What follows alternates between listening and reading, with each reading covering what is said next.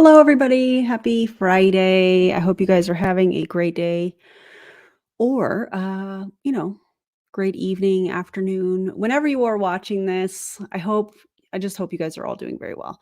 So, in case you are brand new to my channel, my name is Erin Bees. I am a wife, a mom, a military veteran, and I spent 13 and a half years in multi-level marketing, healed my way out. And now I'm using all my social media platforms. Yeah, there it is, to educate and raise awareness around the dangers of multi-level marketing companies and the tactics used by the reps. Oh, we have another Legend University video, which is a Pruvit, which is a team within Pruvit. Also, shout out to Pruvit, who are at Epic right now in Dallas. I hope your cult event is amazing. Anyways, did y'all know that Kelsey Ray, apparently, she's not on this team, but I want to talk about this real quick. Did y'all know that she was going to this event sick? Yeah, that's terrifying. Anyways, how are y'all doing? What's up? What have y'all been doing today? Luna says hello. You're making an appearance early, Mama. Do you want to come say hi? Huh? Okay. Did you hear her respond to me? Yeah. Come here.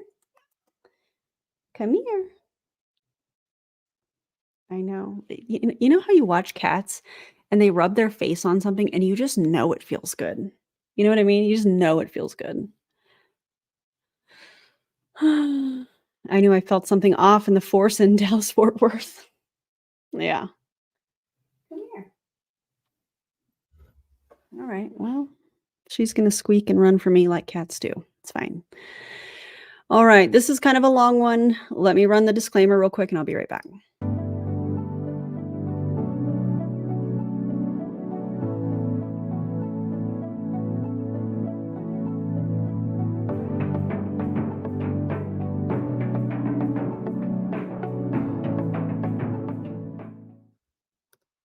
I actually had a different video planned for today, but we'll save that for another day. Maybe I'll do an edited video. Katie, thank you for your help. I know I see you in the comments. I appreciate you. I appreciate all of you. Hope their conference cultivates true leadership. I wonder if they're doing like NLP brainwashing. I wonder if they're using the same playlist. I wonder if they are telling a bunch of motivational stories from the top people in the company that have been a part of the company from the beginning. I wonder if Brian is disclosing, allegedly, of course, those special deals he has on the side, like he allegedly had with Michael Rutherford. I wonder if the people that are speaking on these Legend University trainings, if you will, I'm going to use that word loosely. I wonder if those people that disappeared all of a sudden came back. I wonder if they're at this event. They probably are. Don't you find it interesting that they all of a sudden came back for Legend University? I find it interesting. Anyways, oh, I see some French. I don't know what that means, but I love that there's some French in the chat. That's cool, guys. Erin, do you only go live at this time? It's 1 a.m. I can never make it through. Oh man, that is rough.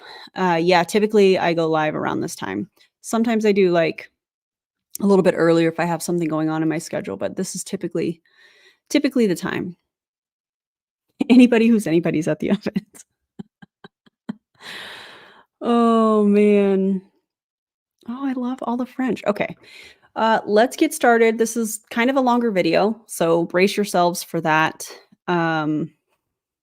Leave your commentary. If you haven't already liked the video, if you would, that would be amazing. Feel free to subscribe if you haven't already. I would appreciate it. And we're going to talk about Legend University, which is I'm going to call it a campaign, I guess. A campaign that a team, oh, you studied French at university? I love that. It's a team within Pruvit, and I can't even remember all of their names. But yeah, I'm just going to play the video. Oh, hi, friend. Hi, Savannah. How are you? Oh, I didn't mean to remove it. Morning, Tuesday. This is Sylvia, everybody. Everybody meet Sylvia. Everybody, Sylvia. Or Sylvia, everybody, everybody, Sylvia. And she is also one of the people that has disappeared and all of a sudden is back. So I don't know why. I don't know what that means. I don't know. May 23rd, today's training, we're going to be talking about posture. Oh yeah, and it's titled posturing and recruiting, I think. Okay, ma'am. You're screaming at me. You're screaming at me to say hello and then you run from me. Also, Mike, thank you so much for the gifted membership. That's so cool. Hello. A little purring for everybody.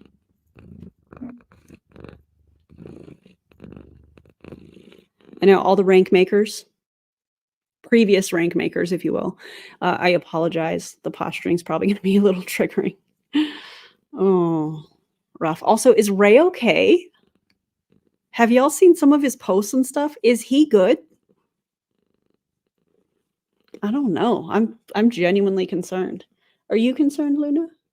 Yeah, I would be too. I mean, yeah. Can you guys hear the purring?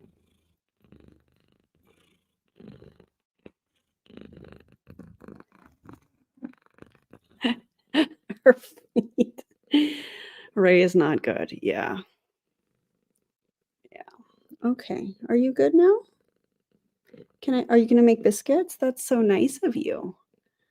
Now, I'd like to play the video. Would that be okay? All of my friends here want to watch the video too. You can stay here if you want. All right, let's get back to the video. And recruiting. How many people can benefit from learning how to properly recruit, how to properly have the conversation, how to posture yourself in that conversation. So today is going to be a really amazing We're taking training. orders for biscuits. I think that recruiting is one of the things that most people are probably the biggest, like terrifying thing when they first join in. Why is that? With a company is like, am I going to be able to be successful at this? Majority of the people come in with a little bit of fear, a little bit of excitement, but sometimes that fear can just like curveball them right out of the gates, right after their first conversation with their mom, their best friend, their husband. Sylvia, why are we using quotes? Those are real people. Those are like real relationships.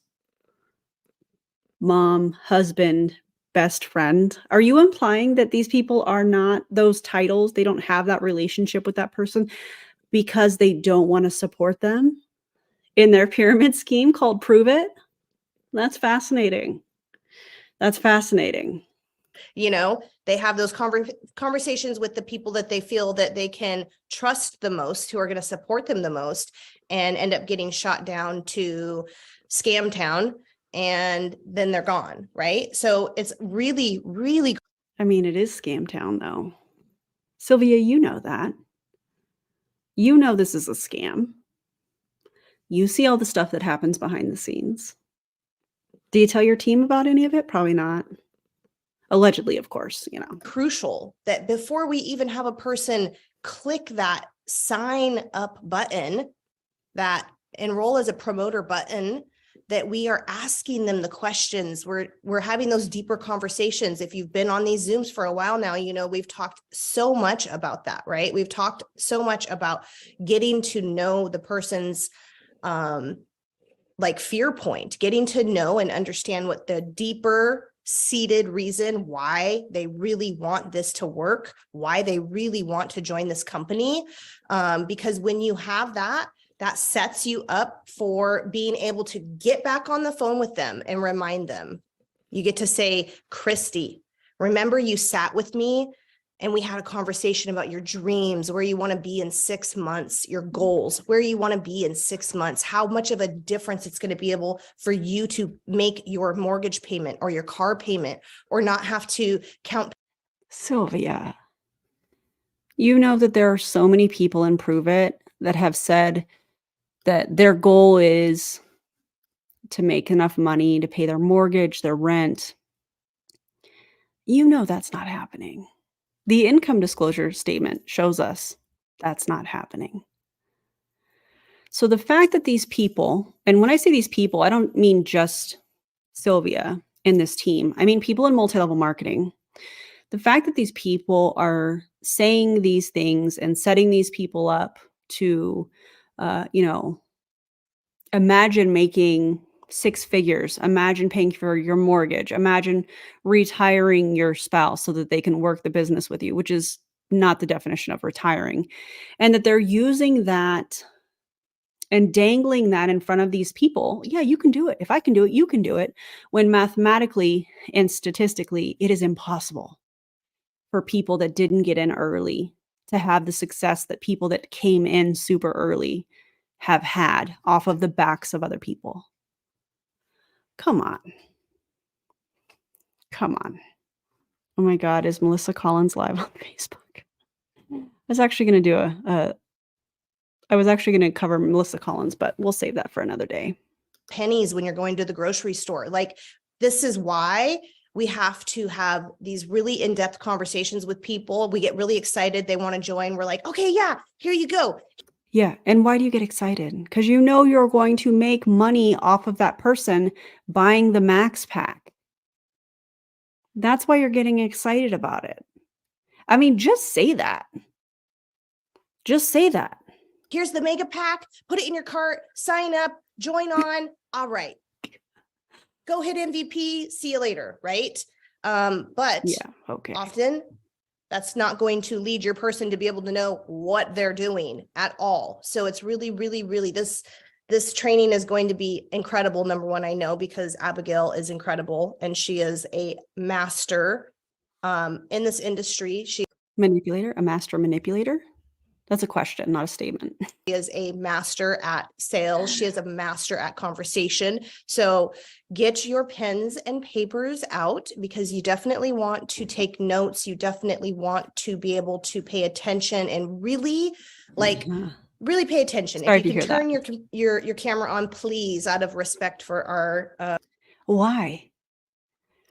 It is so weird that people in MLM, specifically Pruvit now, and this team, ask for people to turn their cameras on. It's just a way for them to control what's going on. They wanna see who's paying attention. The reason that I'm saying that is because if you are not I see your comment, Angela. I wanna respond to this here in a second. I will respond to that in a second, sorry. But if people are asking for help in their business, they ask their upline. One of the first things that these people are going to ask is, when was the last training that you were on? When was the last Zoom? Did you watch Legend University? Did you watch this? Did you watch that? And they're not going to help people, in my opinion, unless they are actively participating in these Zooms, camera on. And this is where the term playing full out that Pruvit uses, they're trying to say that by you having your camera on, you're playing full out.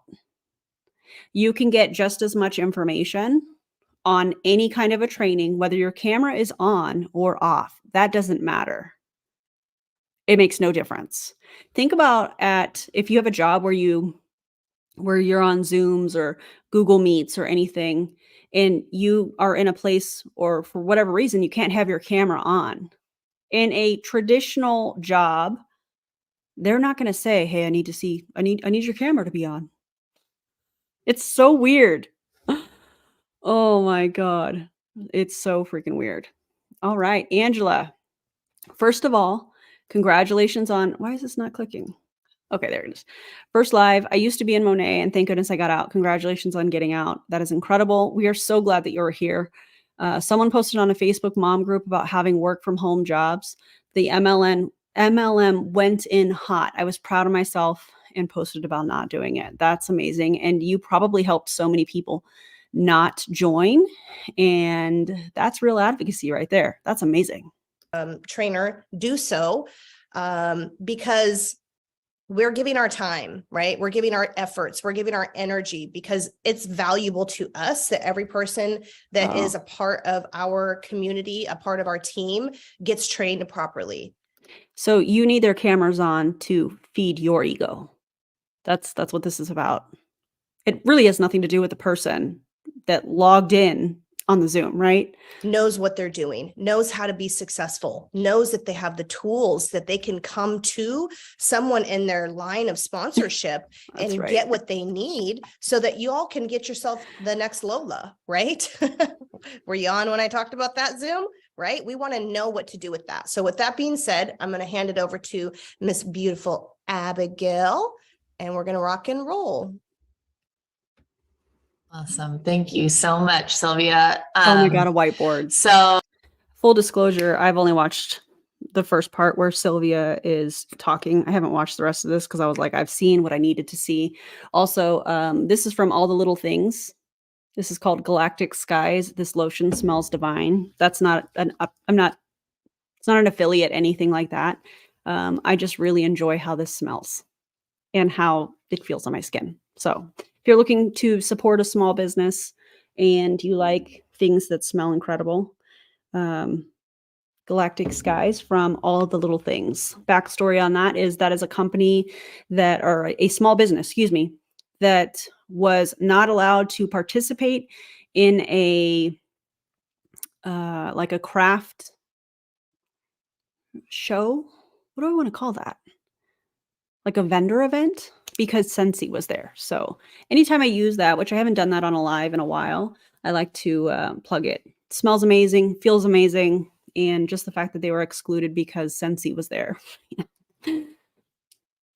Shop small businesses, if at all possible. oh, I got Corey. Are you still with me? What's up, DC? You still with me? Get in the holiday spirit and lick the stream. It tastes like income claims and broken MLM dreams. Yeah, Thank we're you. rebooting. We're on day 2 today. Craft fair, thank you. Kind of holding each other accountable. Woke up. I said last night, I was like, you're almost. What is this angle? This is a terrible angle. Do you not have something that you could, set up the camera higher? Do you have a tripod? This is just me nitpicking, but like this angle is absolutely terrible. I'm not trying to look up her nose. Can we just, if you're making all this money, can't we come up with some other solutions for this? Because that's embarrassing. Love that for us. There, once you get past that first 24 hours, it's a little bit more smooth sailing. Don't Happy you think? birthday, Raise your Lushy. hand if you have not rebooted yet. Okay. The reboot is the 60-hour fast that they don't want you to call a fast. Oh my God. It's not a fast. It kind of is though. Like you're not having food for 60 hours. You're drinking the ketones. You're drinking their bone broth. You're taking their AM Signal OS, AM and PM formula. You're taking their electrolytes. Also, I don't know if I've said this on other live streams, but since we're here, I think that, we should talk about it. I cringe every time somebody sends me Kelsey Ray's stories and she is mixing up creatine and 2 packs of ketones. The amount of dehydration her kidneys must be experiencing. I'm nervous for her. I'm nervous for her. Also, if you're not drinking enough water, what's the point in taking creatine? And then you're mixing it with 2 ketone packets. It makes no sense to me. But, go off. Okay. It sucks. Kind of like this angle. But it is amazing. And whenever I want to pick up my business a little bit, I reboot. Oh. Why? Because one, I can tell you why. Because you're going to throw up a before and after picture of weight loss in 60 hours and use pain points to bring people in, to convince them to go without food for 60 hours. Next topic. I don't really get through the reboot if I don't tell the whole world I'm rebooting. I'll sneak out of it. And so I'm much more vocal in a really real and authentic kind of way as I share the struggle through it in my storylines. And I don't know why, but it really attracts a lot of people because there's so much fear of being without food. There's so much fear of what's going to come up for you and the feelings you're going to have. when we take that away. And so I just feel like people are really intrigued by the journey of fasting. And so I always am like, you know what, I'm going to pick my business up this week. And that's sometimes why I do a reboot, is because I'm going to capture that content, because this sucks and it better be worth it. It better be worth it. So it's not really about the health benefits of fasting. It's really about you want your business to pick up. So you're going to do something extreme to sell a product. Because that's normal, you know? Obviously, I'm being sarcastic there. So it really is physically, it really is. But She's from probably a hungry. business point of view, it also is. So That's not me being facetious either. That is me saying, literally, she's probably hungry. That's not a snarky comment. I remember what this felt like. I remember being without food for 60 hours, only drinking ketones. I remember the sheer amount of ketones that I would drink on a daily basis while I was rebooting, just trying to get through the day, only to get in bed at like 7 p.m. because I had no energy. I felt terrible. My family knew when I was rebooting. And you're taught to make it all look like, oh, this is great. I'm feeling fantastic. No, you're not. You're without food for 60 hours. You don't feel fantastic. So at least she's being honest about not feeling fantastic. I mean, come on. people want to see you go through crap. I don't know why. They just love that. But the brain feels good. Yes. The body's a little weak, but I feel like the brain is on fire. So we'll capitalize on that today. I want to start out this Zoom call with putting your reticular activating system on the structure of how you want to set up your business. What? The reticular activating system, the RAS. So like this is how it was explained to me in Pruvit. You guys let me know what you think about this. They're like, okay, so you want to buy this car and you decide on what color and you decide on the model and the make and all of that stuff and all of the options. And then all of a sudden you start, and this is how Ed Milet describes it. This is how all of them describe it. You start thinking about it, and then all of a sudden it's like, that's the only thing you notice when you're out on the road is that particular car in that particular color. That's how they describe reticular activating system. It's almost like a way to use manifestation wrapped with vision, wrapped with goal setting, kind of all into one thing. In my opinion, this is just how I feel about it. To me, it just seems like they're rodents of unusual size. I don't think they exist. Oh my God, that comment. I just think it's them trying to use fancy terms to make them seem like experts, and they're not. They're not. Brian James, he's still driving to Alaska, but he stopped through Kansas City, I think almost a week and a half ago. She looks tired, and man. He drew this out for us, and it's like, I mean, right? It was the same in Arbonne. It was explained to me in the exact same way. Yep. I know it, but the power of visually seeing it was just like, yeah, how can we even launch people in this business without showing them like what their business should look like and what we want to go for. So, I bet it looks like she's like squatting down. And I bet she's exhausted squatting down because she doesn't have the calories to even sustain that. Abby, please go eat something. First of all, it's just so simple. Okay. So simple. Everybody. It's not easy. Everybody. Here's your pool of people. Everybody. Why are we writing that down? Why do we need that visual? Are y'all writing this down? Can be on ketones. Okay. And for you Everybody to get people on. What is it that they say? From womb to tomb is what they say in Pruvit. I hate it. I hate it. From womb to tomb, meaning, oh no, it's safe for pregnancy, which by the way, if you are a person that is pregnant, please do not take any of these MLM products and only work with your doctor. The fact that they would recommend these products for anybody and everybody alarming. Absolutely alarming. Ketones, it's you showing up with your daily method of operation. Brian, Bryon, Von James, is somebody that got in early with this company. I don't remember exactly who he's linked to. He's another top distributor, if you will, that disappeared for quite some time and then all of a sudden reappeared for Legend University. Weird, right? Weird how that happens. Shout out to Brian Von James. It's you having conversations every day. It's you, and we're going to talk about this as I get into the training. It's your posture. It's your offer. It's your confidence, and it's your follow-up. Okay. We give you ways to talk about ketones all the time. We teach you scripts. If I share this Would you? 4-minute video with you, would you be Yeah. interested in watching? Never heard that before. This is such good training, Abby. You should write that down. Another powerful script that I saw that a recruiter just like took her business to the next notch is, when do you have 4 minutes to watch this video? Yeah, I've never heard that before either. And then you schedule a reminder in your phone or you set an appointment in your phone to follow up with them. That Eric Worre talks about that. This is nothing new. When do you think you'll be able to watch this 4-minute video? The reason they're saying it that way is because they're wanting people to commit and they're wanting to make it seem like, oh, it's only a 4-minute video. You have 4 minutes, surely, right?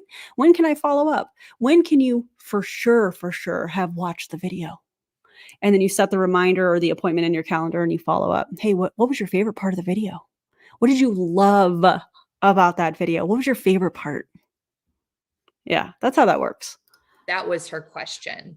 And so she got the buy-in on when they would be watching it. And like, oh, I think I could at 3:00 today when I go pick up my kids. I got 4 minutes in the car when I'm in the. This is just all about control. You hear Stormy out there? That's Stormy. I don't know what she's doing. But anyways, it's all about control. It's all about, how do I want to word this? I'm going to think about how I want to word this. Let's keep going though. Line. Okay, great. Do you care if I check in on you at about 3:05? Sure. Okay. And then you set your alarm to reach out in Messenger to check in on them at 3:05. Wow. Because never heard that. That whole scenario just put you in the control. It put you in. Abby, are you okay? This video is not slowed down. Ma'am, are you good? Are you okay? Help is on the way, dear! This is Belfast! Help is on the way! Oh, no. Are you good? In the driver's seat. You're the one confident. They're selling ketones. You're the one who does this every day. And so I think that language is really powerful, but you have to do that every day. You have to prospect every day. You have to make an offer every day. You have to get as many people on ketones. And I know you can, because you wouldn't be here if you didn't believe in the product. But you have to have as many conversations as you're willing to have a day, and we're going to talk about that, to fill this circle up, right?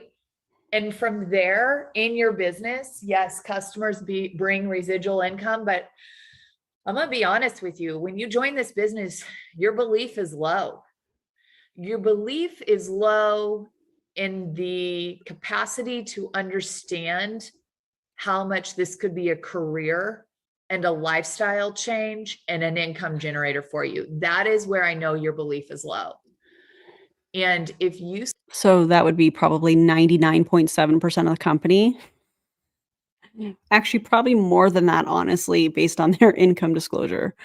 Yikes. Yikes. Spend your first 90 days getting all customers, man, and you don't get to an event and you're not in the power of association with others having success. I think what you meant is you didn't get to the indoctrination event so that you better your belief, as they phrase it, in yourself, the company, where they're going. Eric Worre talks about that too. Belief in yourself, belief in your company, belief in the industry. They're indoctrination events. You cannot tell me that Pruvit doesn't use, first of all, they use or used to. They used to, maybe they currently do. I don't know, because obviously I haven't been to a Pruvit event in several years. But they used to use the same event planner, I believe it is, that used to work for Tony Robbins. Tony Robbins uses a lot of NLP at his events that I've also attended. Ugh. And they use the same playlist over and over and over again. It's odd. It's been brought up. I remember bringing it up, saying, why don't they like change their music? I think that it has something to do with it being an indoctrination event. That's just my opinion. If you've been to a Prove It event, feel free to comment if you feel comfortable, obviously doing so. But yeah, that's weird. You are more than likely going to quit because you're not going to see the type of income coming in from a customer acquisition. You're going to be doing a lot of work with your customers than if you would have just put your reticular activating system on grabbing 2 to 3 teammates from the line. Oh, okay. So instead of focusing on customers, you want your reticular activating system to say, I want team members.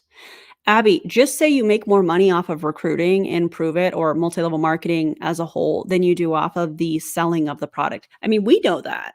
Everybody here knows that. But it seems like you're trying to present this in a fancy way, like, hey, get that reticular activating system. Identify those potential team members, prospect every day, fill up your pool of leads. But in that pool that she just mentioned, which she's rebooting, so she hasn't had food for a number of hours, she said, get people on ketones.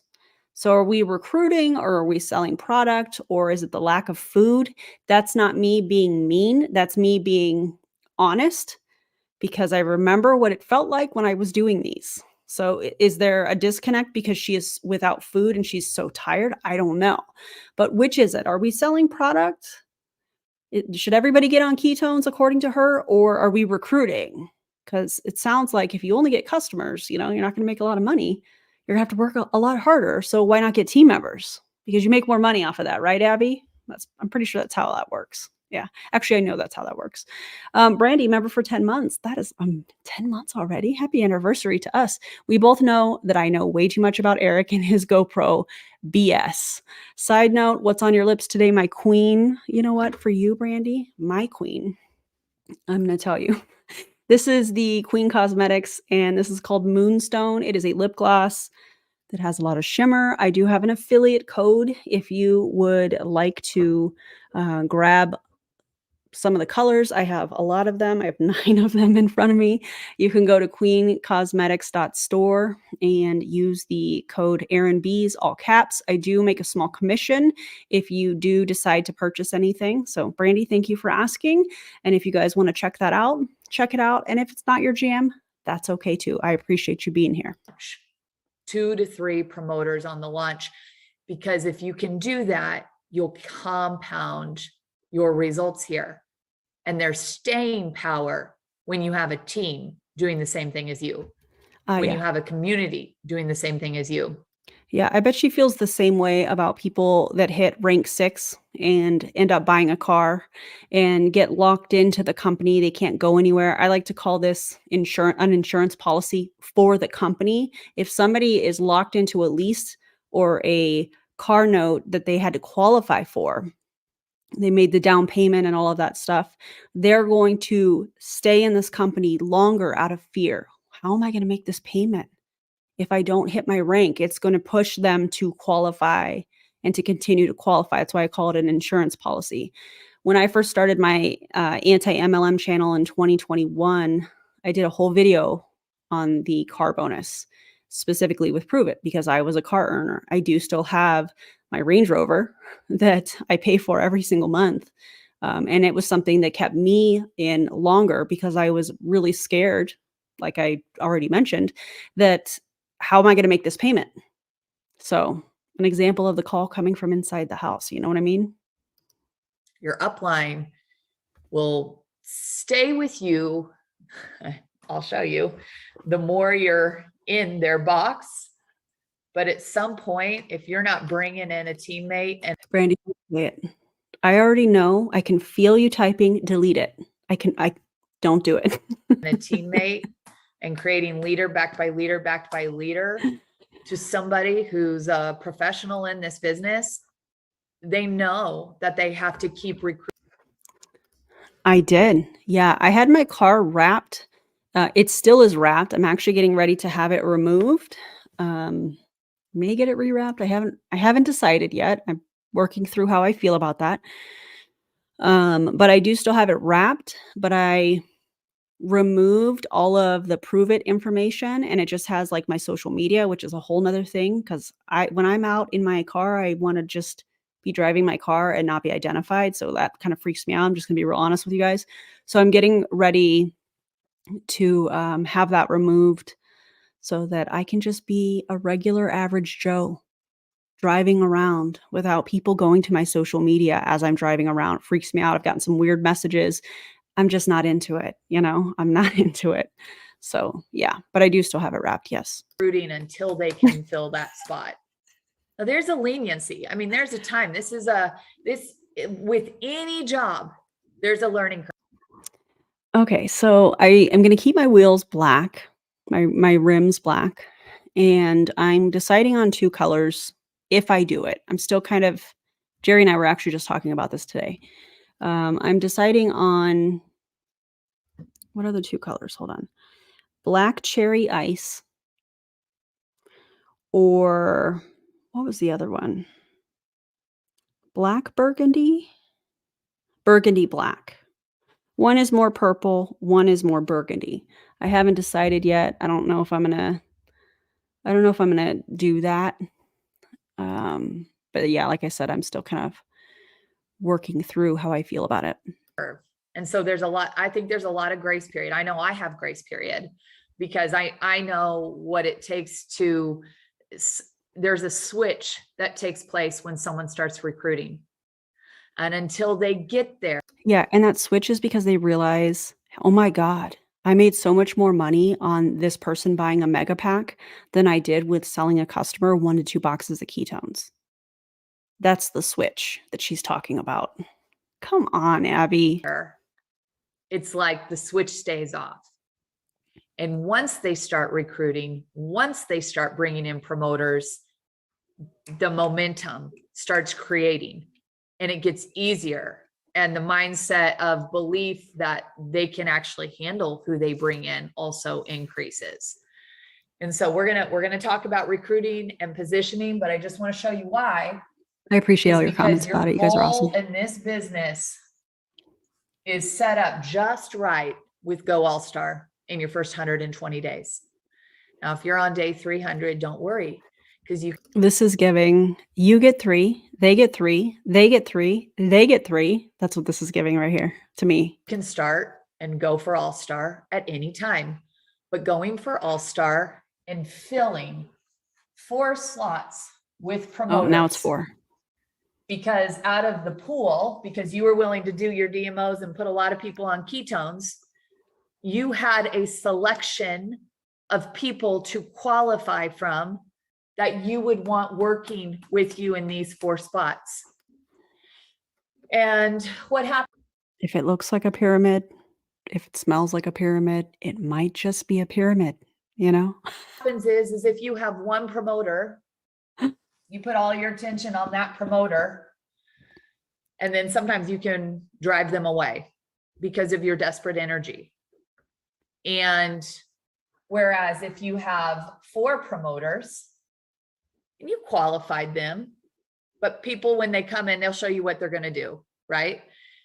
If they're going to engage with you, if they're going to play ping pong with you, if they're going to be leadable, coachable, like I don't care if somebody doesn't get a customer or a promoter in their first 30 days. As long as they're showing up to the Zooms and they have the camera on, right, Abby? As long as they're getting right back to you in those in Messenger, right? They're checking in with me, if they're letting me know where they're at, if I know they're doing the work, if they have conversations to show me and I can help coach them. If it's their business, why do they need to show you all of that? That seems a little bit more like a little bit of an overreach, if you will. If they are their own business owners, which is something that we hear all the time from MLMers, that they're entrepreneurs. They are not. They're contracted workers, many of them paying to work for the company because of the income disclosure statement and because of the statistics and the data that we know to be true through the Federal Trade Commission. So really interesting how they're entrepreneurs, but you have to show messages and tell them what to say, and you want them to be plugged in and engaged, camera on, and that's really interesting. That sounds more like a supervisor to employee type ratio. So that's interesting. Like, because at some point that can kick on. I mean, Sylvia is a kind of a living testimony of that. She was on the product before the switch clicked on that she wanted to do this really as a serious business. And so A business. so I don't right. let that scare me away, but you want to get 4 spots, you want to get 4 promoters. It gives you, because 4 promoters with them Exactly. filling that big hole, that compounds your volume. What is And that? it's really hard to stay in this business very long Are those with a bunch customers? of customers. Is that their customer pool under the promoters? This is starting to look like a pyramid, Abby. I don't know if you're aware, but what you are drawing, whatever this monstrosity is, it's starting to look like a pyramid to me, Also, Tara, welcome. So glad that you joined. That's amazing. This is for you.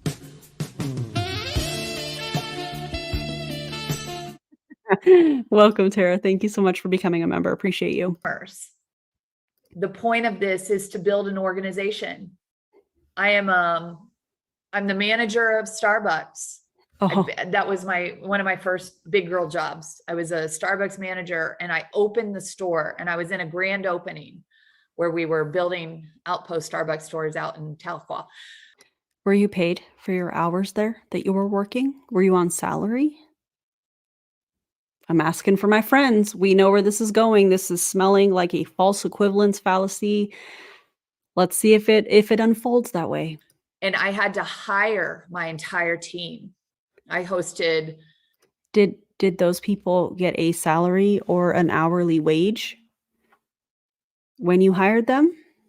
Were they getting paid for their time while they were working at Starbucks? 3 days of 10-hour interviews. Wow. Hiring. Were you getting paid for that time? 3 days of 10-hour interviews? Did you get paid for that? Or were you doing it for free like you expect your downline to do? My dream team, qualifying them. And I couldn't have opened the store without a team. You're not opening the potential of this business without hiring your team. Okay, but you're not hiring a team. You're practically begging them to buy a starter pack to start your business. But it's not business. And the majority of people that do join are not going to make any money. It's actually going to cost them money. Yeah, so that's weird that you're comparing this to multi-level marketing. Right? It's not you can't run a Starbucks by yourself. You have to have. Oh, okay. So what you're trying to say is that you can't make the money that you want to make, Abby. You can't reach your goals, your financial goals, without having a team. But the weird part about that is your team is not going to make any money in Pruvit. Also, is Pruvit okay? Did y'all see the lawsuit, the class action lawsuit? We're going to talk about that here a little bit later. I want to go over that. I think it's really important that I highlight that, but we'll get to that a little bit later. A barista, you have to have a manager, you have to have assistant manager, you have to have shift supervisors, you have to have, people in all the right positions to actually make income. That's how any business is. Yeah, the difference is that people in those positions that interviewed for that specific job, that had a job description Hey, this is what you're going to be responsible for. This is what your hourly wage is going to be. This is what your salary will be. This is what your benefits will look like. Those people all get paid. So my question for you, Abby, is what are the different positions in your downline that you're paying these people for? Do you have somebody that is in charge of different things? Do they get paid for that? Do you pay them? Because you're making it sound like you're the person that is hiring them. But what we know to be true, based on my own experience and that of others, and what we know to be true about multi-level marketing, is that the majority of people lose money or don't make any at all. So are you giving people the title, which I'm going to say this right now, in my opinion, I do think that this very reason is why they made Jessie Lee the VP of that department, whatever, I don't remember what the exact title was, because having a title in multi-level marketing is a way to get people excited to go back to work. It is a manipulation tool to get people to do what you want them to do. Yeah, that's just my opinion. You let me know what you think in the comments. And so you have to set your mind on looking for your team, on people to compound and ripple effect this conversation to Pyramid. levels you can't even imagine. Oh, But you don't have to look way out there. You just have to look really good locally. And and if you're going to start looking really good, according to her, locally, I would start with the income disclosure statement, because it'll tell you exactly how little money that you're going to make from Pruvit before expenses. So I know people don't want to hear this, and I know it's old school, but seriously, you have to make a list, and you have to grow your list every day. agreed, Brian. And you have to have your focus being on connections with people versus commissions with people. Oh, yeah. If- You're in the people business, right? You're a comp plan that is in connection with personal development. I think I might have said that backwards. It's a personal development plan, personal development attached to a comp plan. I think that's how they say that. Yeah. But at the end of the day, it's still sales, and you are selling people on a product, and you are trying to recruit them to sell other people on the product. So you can sit here and say that it's all about the all about the manipulation. I mean, it is. You can sit here and say it's all about the relationship. It's all about the community. It's all about, making sure people know that you care about them. But the only thing that people in multi-level marketing, in my opinion, care about is the bottom line, which is making money, selling, and recruiting. Because it's based on transactional relationships. We know that. If you're looking to have conversations with people for commissions, you will not be recruiting the right people into your organization. This is a perfect example, I feel like, of talking in circles. So one thing that I noticed about Brian Underwood is that he does this. Everybody that I have seen in Pruvit that speaks on stages talks in circles. They'll say, okay, well, the end goal is to recruit, but you don't want to sound like you're recruiting. And then if you are, you know what I'm saying? Like they talk in circles. It's a word salad, or however you want to word that. But it's like they're trying to meet a word count and trying to disguise the manipulation. If it's about selling and recruiting, why not say it's about selling and recruiting? You're using all of these things, like using the reticular active, the RAS, to find the right people. And you don't want to just have people on ketones, just drinking ketones. You've got to have team members to compound this. Just say it's about recruiting.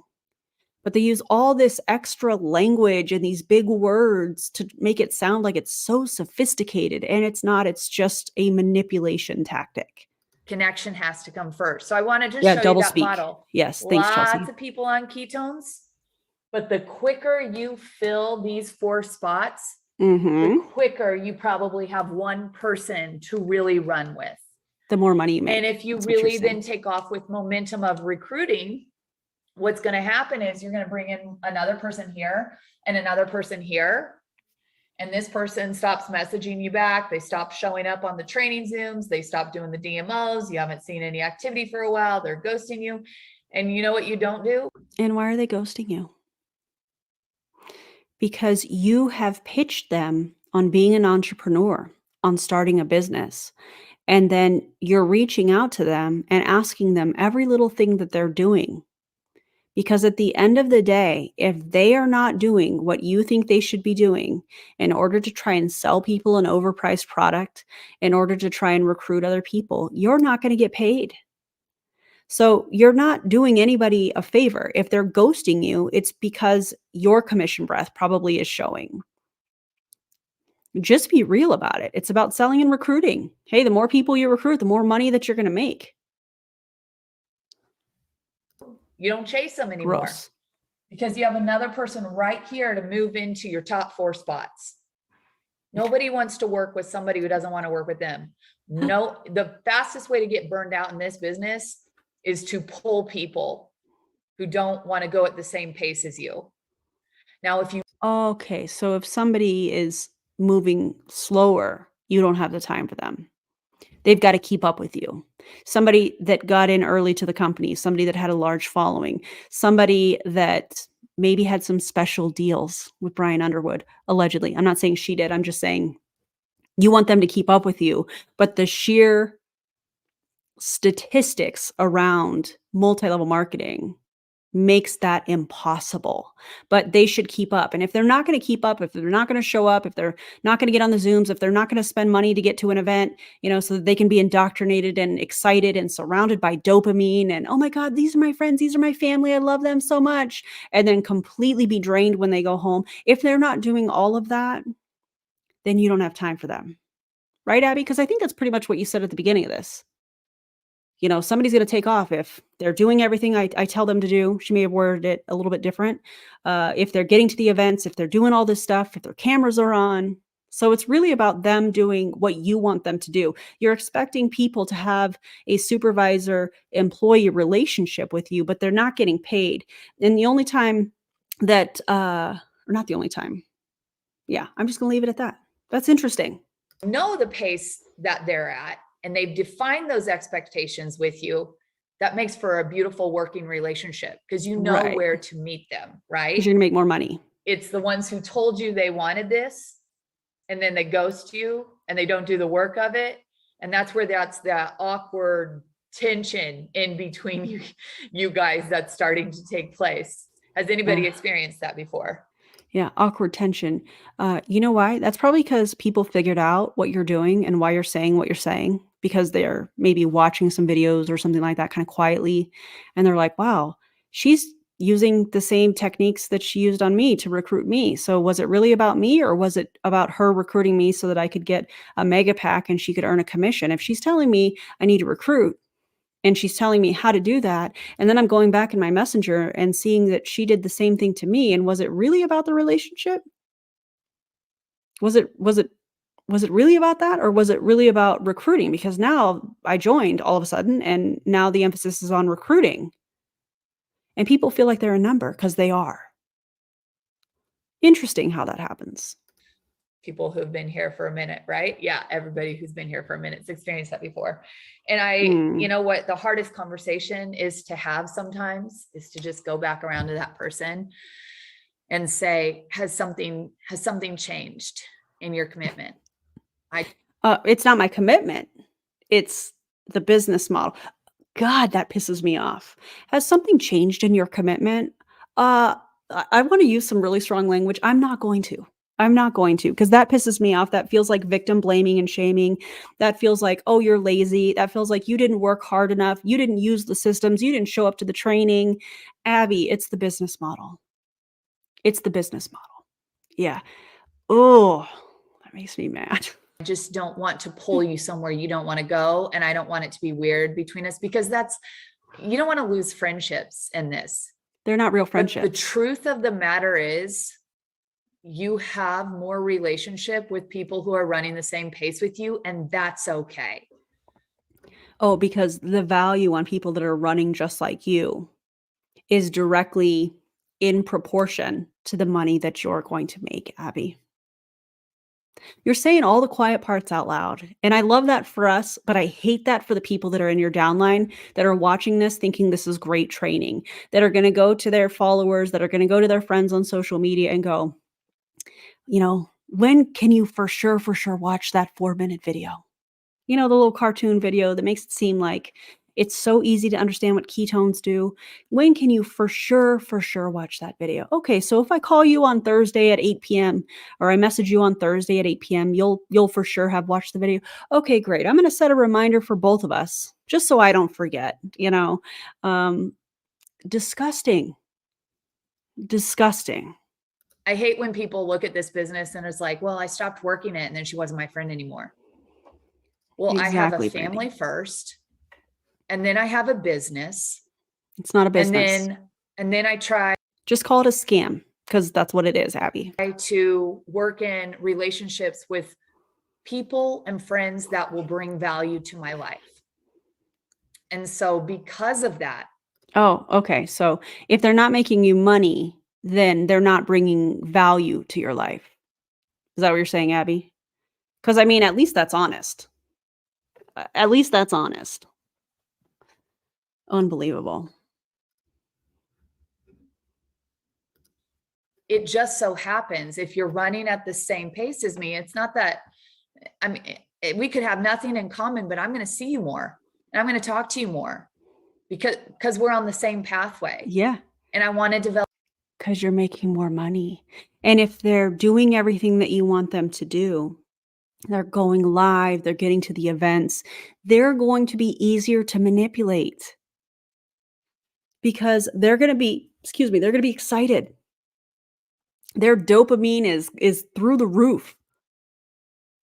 So they're going to be easier to manipulate. And why does that benefit you, Abby? Because you make more money if they're recruiting more people. If they hit rank 6, they're not going to go anywhere, especially if they buy that car or lease that car. They're not going anywhere. And if they're on the same wavelength as you, energy, however she worded that, you're going to make more money.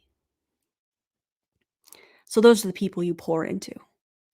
Develop good friendships with people who are running at my speed. We're just going to be working together every day. And I think it gets a bad rap. Well, he used me, It does. Yeah. Because that's not a genuine relationship. And the reason it gets a bad rap, as you say, is because it's a transactional relationship. So the second that somebody decides, and you've said it yourself on this video, Abby, maybe you haven't said it this way, but if somebody is ghosting you, if somebody is not showing up for the training, if somebody is not attending the events, if they're not doing what you think that they should be doing, you don't have the time for them. They're not bringing you value to your life, right? So yeah, that's weird. That's not normal to treat people like that. That's gross. And this is something that we see across the board in multi-level marketing companies. They use people like pawns. They use people and they manipulate them to do whatever it is that's going to make them more money. The upline, I mean. It's gross.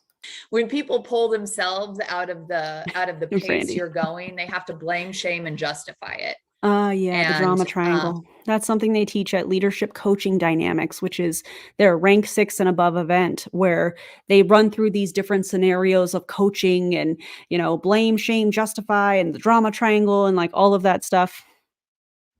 Ridiculous. So the What a waste of connection money. is important, but keep in mind, somebody really has goals and dreams for this business, because I have really big goals and dreams in why I work so hard in this business. And if somebody falls out of that slot, that's okay. You can release them. Oh yeah, because some will, some won't. So what, right? That's the saying. Some people are going to come in and go crazy. Some people won't. So what? Doesn't matter, right? You got the commission off of them ordering that mega pack, so it doesn't matter. Man, I'm quoting Eric Worre a lot tonight. Brandy, I know you caught that, and anybody else that has been to an Eric Worre event, you know what I'm talking about. Some will, some won't. So what? But it's a people business, and it's personal development attached to a comp plan. This is really about making the people better. It's really about the community. But how does that fit in when it's some will, some won't? So what? How does that work? You can still be friends, Hey, but Karina let's and face it, Harper, what's a up? lot of our time goes into our goals and dreams, right? And we need to protect time for our family So gross. and the I hate things that that matter in our life. And so relationships will come and go, and that's all right. So I'm going to turn this around. It's okay. I wanted you It's to see fine. those 4 spots, how important they are to fill, to give yourself some options. So your energy doesn't get desperate and you don't spend all your time pulling the wrong people. I'd rather you release someone who's a little bit toxic and not meeting you half. Oh, okay. So if somebody's not doing what you want them to do, they're now toxic. Oh, thanks, Amberry. I appreciate you. I don't have any makeup on. I have lip gloss and some mascara, and that's it. So thank you. I appreciate that. I hate this so much. This feels very much like a cult tactic at this point with this particular thing that she just said. If somebody's toxic, release them. And I feel like, and maybe I've got it wrong, I don't know, but I feel like she's trying to say if somebody is not doing what you want them to do within the cult, I do think that Pruvit, and I think multi-level marketing is a commercial cult, to be very clear. It's creating that us versus them kind of control. Well, you're either with us or you're against us. And that phrase that she just used, that sentence that she just said, I'd rather you release somebody that's not doing, however she worded that. If somebody's a little toxic, um, it's the same thing as when somebody is pointing out what they are doing is unethical, whether it's a post, a live stream, a message, whatever, that it is not okay. It's unethical. That shouldn't happen. You shouldn't say that. You shouldn't share these things trying to sell this product that has not been substantiated by any kind of studies. And they label those people as negative or haters. That's us versus them, uh, right here, essentially. It's crazy. Also, my favorite thing is when they say haters. Haters, it helps with the algorithm. Their algorithm is the same. We see it. Come on. Halfway and is treating you like you're the Not their algorithm, their views. Their views are the same. Stop it. you're their library. And instead of just chasing them and hoping something will happen. Once you explain to a brand new promoter where their resources are and you've modeled that a couple times for them and they're still coming back expecting you to do everything for them, it's time for you, like if you're recruiting hard, that just doesn't bother you. And you'll release that because Oh, you just won't answer their question. But just a few minutes ago, you were saying how somebody is toxic if they're ghosting you. So then are you toxic? Because somebody's asking questions, and probably because when you recruited them, you said you would be there every step of the way. You're in business for yourself, but not by yourself, right, Abby? But if you ask too many questions, I'm just not going to, point you to the resources, even though while I was recruiting you, while I was building this transactional relationship, I did tell you, hey, I'm going to help you every step of the way. But if you ask too much questions, taking too much energy from me, listen, you're an entrepreneur, figure it out. Can you guys imagine if the people that they recruited, if they stop supporting them, if all of a sudden that person doesn't get paid on that downline, the entire downline. If you don't support that person, if you don't answer their questions, regardless of what rank they are or anything like that, then you don't get paid for that. Can you imagine what a difference that would be? This whole training, I hesitated because I see no training here, would be completely different. because it's their business. And people, you know what I mean? Like, are they owning their business? It's not a business, Are they Abby. trying? Are they being coachable and teachable? Or are they being a leech, hoping you'll do it for them and make A leech. That's interesting, says the person that's at the top of a pyramid scheme. A leech. Somebody that's not doing what you want them to do, somebody that is coming to you with questions, maybe this is somebody that doesn't understand social media. Oh, but you're asking too many questions. This is your business. So put your big girl panties on and figure it out. You're an entrepreneur, right? I can just see all of this unfolding and it's really gross. Also, Abby, you're at the top of a pyramid scheme. You are literally making money off of other people losing money. And you're sitting here saying that they're toxic if they're not doing what you want them to do. This is really embarrassing. You're proud of this? Wow. Maybe they'll get lucky and have success, and all your time and Julie energy Anderson, has what's been up? burned up where you could have been prospecting new people who this is more ideal for. Okay, so I thought it was for everybody. get pen and paper. Wait a second. Remember at the beginning when she had the whiteboard and she drew the circle and then she had all these X's in there and she said, "Prove it, ketones are for everybody. This is for everybody." But now all of a sudden that's changed. It's not for everybody. That's interesting how that happens, isn't it? The first thing I want to go over is you cannot bring someone onto your business if you're not doing your DMOs. We've gone over the DMOs. Operations. Summertime is coming. Yes, we are all busy. Yes, a lot of us have kids, a lot of sporting things. Have you made your calendar? Busyness, let me tell you about busyness. Busyness will land you in misery if you needed the income. Did you glitch? What is this pause? This is fascinating to me. I've talked about this multiple times, but I do think that people in multi-level marketing that do trainings like this for their teams, use chaos. They use chaos, they use busy work. So it's really interesting to me that she is now talking about, well, being busy is essentially the death of your business. When that is exactly what multi-level marketing companies and the people at the top of the commercial cults do. They keep you busy. They keep you running from Zoom to Zoom. They keep you running from event to event. They keep you running from message to message, live to live. Hey, I'm going live at this time. So if anybody wants to watch, and then, okay, I'm going live at this time.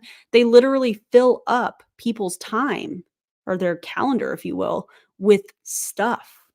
And they fill those trainings, if you will, with motivational mumbo jumbo that makes people question themselves and feel bad about themselves so that they go back to work. It's the weirdest thing. But Abby, go off about how busy work or being busy, however she worded that, is the death of your business. Unbelievable. Because how do you like to be busy and broke? Like we are all. How does it feel to be busy and broke? I don't know. How does it feel to be making money off of people losing money? How does it feel to be at the top of a pyramid scamming people? That's weird. We are all busy people, right? Is anybody on here not busy? If you're not busy, I bet you that you don't have a thriving business because you don't know how to do time management. Busy people are amazing at this business because they are used to having to time manage. Okay. So I know summer's coming. I know that could be more challenging if I'm not organized about it.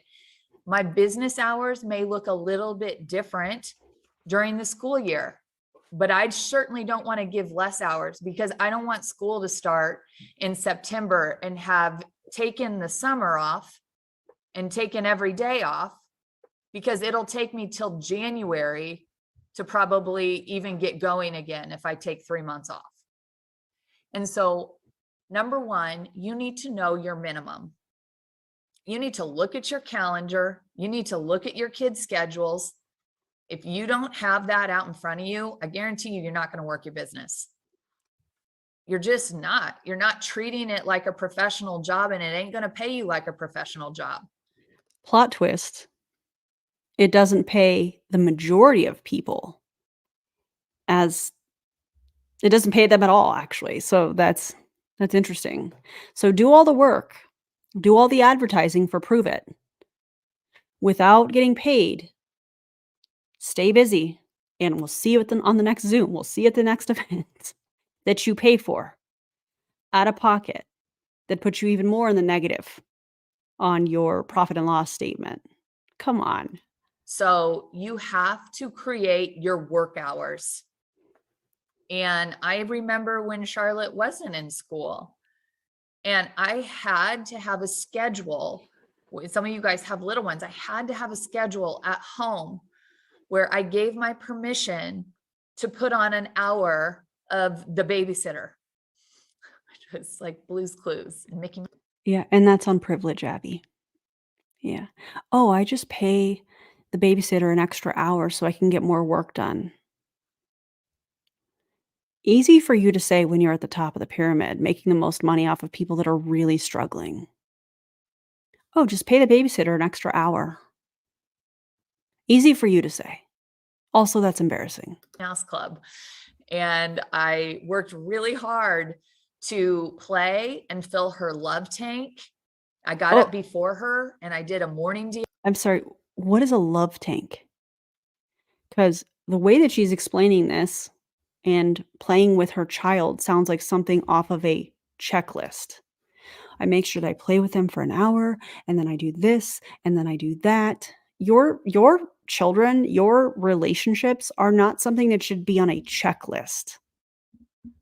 But here we are on a training, quote unquote training, with somebody that thinks real relationships are transactional relationships. So I guess that kind of makes sense that her child, from the sounds of it, in my opinion, would be something on a checklist. DMO. And then I worked really hard during the morning to play with her, get her out to the park, fill up her love tank, get her little tummy fed. So the first 5 minutes I go into my office, she's not coming in, I'm hungry. Like, yeah, that was part of the job of being a successful single mom in this business is. I mean, what? Why does that feeding your child, having a morning routine where your child is taken care of has nothing to do with a business? Making sure I knew like getting to work was work. But that's okay because my goals were bigger than that. Oh And my so you God. have to establish your filling the love tank hours, getting the kids to their transportation hours. I remember one summer my income was a little bit low, but I decided that actually getting her a ride. Hey, Abby, is your income a little bit low right now? I'm curious if it's dropping now. Is that why all these people have come back that have been gone for some time? Is this like a last ditch effort to beg people to continue to be a part of Pruvit? You know, like, hey, we've brought these people back. Incredible. Wow, it's the same training over and over and over again. And then having a babysitter work with her on her athletics was probably an investment into my business. And I should go ahead and do that so I could have 2 hours of uninterrupted time 2 days a week. Okay. There's a lot of ways we can invest in our business, but if you can't invest time in your business, then you need to figure out where the other money is being allocated that would actually help you grow your business. Right. And so I compounded my money that summer by making sure I had hours to work my business. And Slam the door. the opposite would have happened had I not done that. So what are your minimums each You guys day? are funny. And that's not even with time, because if you say, I'm going to give this an hour, but you're not glued to your DMO and doing the activities that Look at those DMOs. are Oh income man, stop moving, generating, Abby. then you'll end up scrolling on Facebook and wasting 20 minutes during your work hour. This Zoom. Luna, are you back? Okay. Chelsea says, question for the 9-to-5ers. Does your boss tell you how to parent your children or how to schedule your mornings or what you should be working on outside of work? No, they don't. Well, do you want to come up? What's happening? Ma'am? Hold on. Luna wants to come say hi again. Well, I'm trying. You want me to hold you? I don't understand. Can you use your word? I used to say that to my kids when they were little. Can you try using your words? Hi, come here. Okay. She'll make an appearance. Once again, is not your work hour. This Zoom doesn't make you money at all. It's just here to teach you what to do when you set your work hours up. Exactly. The Zoom does not make you money. Yeah. Lives, unless you have a monetized social media platform, they don't make people money.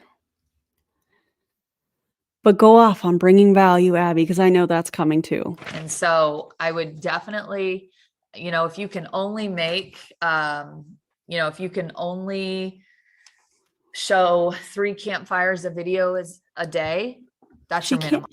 She can't even speak properly because she's without food. The reason I'm saying that is because I remember how that felt. I remember how it was like words were so difficult because you had no food in your system. That's what I'm seeing here. I can only imagine what conversations with my husband were like when he got home. I probably looked like death when he got home, honestly, because I was just so exhausted. I hadn't eaten, but we got to be a product of the product, Oh, I hate it so much. You have to know what your minimum is. Nobody else. And that should align a little bit with your goals. But What? here's the rule of 3. Okay. Number 2, here's the rule of 3. This is a Fraser Brooks kind of training, by the way. Of course. Here's the rule of 3. For basically every one day you take off, you're 3 days behind. So you may work. There it is, grind culture. The spinning plates analogy. I haven't talked about this in a long time, but let me just explain that really quickly. I talk about the spinning plates. I talk about, okay, you got to have customers, you got to have distributors, you got to keep these things going, you got to, do lives, you got to keep social media up, you got to work with your team, you got to do all this, and you're spinning all of these crazy plates. And the second you stop spinning those plates, let's say you stop doing whatever they're teaching here, whatever she's teaching here, those plates crash, that income crashes. And so this is a perfect example of it. For every one day that you take off, every one day, you're behind 3 days. So just keep showing up every single day. Keep this going. Grind culture is how you get this done. That is not healthy. Work really hard on Monday and Tuesday. But if you take off, I'm going to give you this. You see this like Monday through Wednesday. So let's say you work really hard Monday, Tuesday, Wednesday, Thursday. Why do we have this written down? Why are you writing down Monday, Tuesday, Wednesday, Thursday, Friday, Saturday? Why? People are very aware of the days of the week. Know your minimums. Are these your notes? Is this what you use to do the training? Because belief, confidence, experience, days of the week, know your minimums, the rule of 3. I can't see what else is there, but are these your notes that you're using them as a visual? And here we have the days of the week. All the teachers in here that teach grade school kids, like kindergartners, they're like, oh my God. Oh my God. And now in Spanish, Abby. And you take off Friday and Saturday, then you need to just go ahead and work backwards and mark off 6 days. That's how much it kills your momentum to not do your DMOs for 1 or 2 days. The minute, and I've experienced this because I used to sell insurance, but the minute my pipeline dried up, it was going to be a freaking miserable week. Did she say pipeline? I'm sorry, former rank makers. I think she just said pipeline, and I know that's triggering, just like posture at the beginning of this. I hope y'all are okay. That's wild. There was pressure. There was desperation. The anxiety I carried to go cold call to try and refill my pipeline. It was a lot. It was heavy. But if I would just stay consistent each day while I was prospecting, while I was closing policies, to make sure I didn't leave the office before I added 1 or 2 people into my pipeline pathway, then, oh my gosh, every day I made a little bit of money. But if I got so busy in like closing, or say you launch a new promoter and you don't do your DMO and you don't keep having conversations. Okay, yesterday I showed this video. Today I'm coming in and following up with her. I'm going to ask her for a coffee appointment today. Like, when that stuff isn't in front of you, it's hard. It is so hard to get the car back rolling again. And so if you'll just Spinning plates. add to your list each day. And so there's a rule, it's called the +1 rule, where if you add 5 new people to your list, go ahead and add 1 more. Always add 1 more. If you added 0. Yeah, of course you want people to add 1 more because of the amount of time and effort that's gonna take. They're gonna look like they're working. They're working longer, if you will. People that day, don't go to bed till you add 1 more. And this is about connecting with people so that you can have conversations with people, so that you can make commissions with people. So write that down. So you wanna have conversations with people so that you can have commissions with people. Is that what you just said?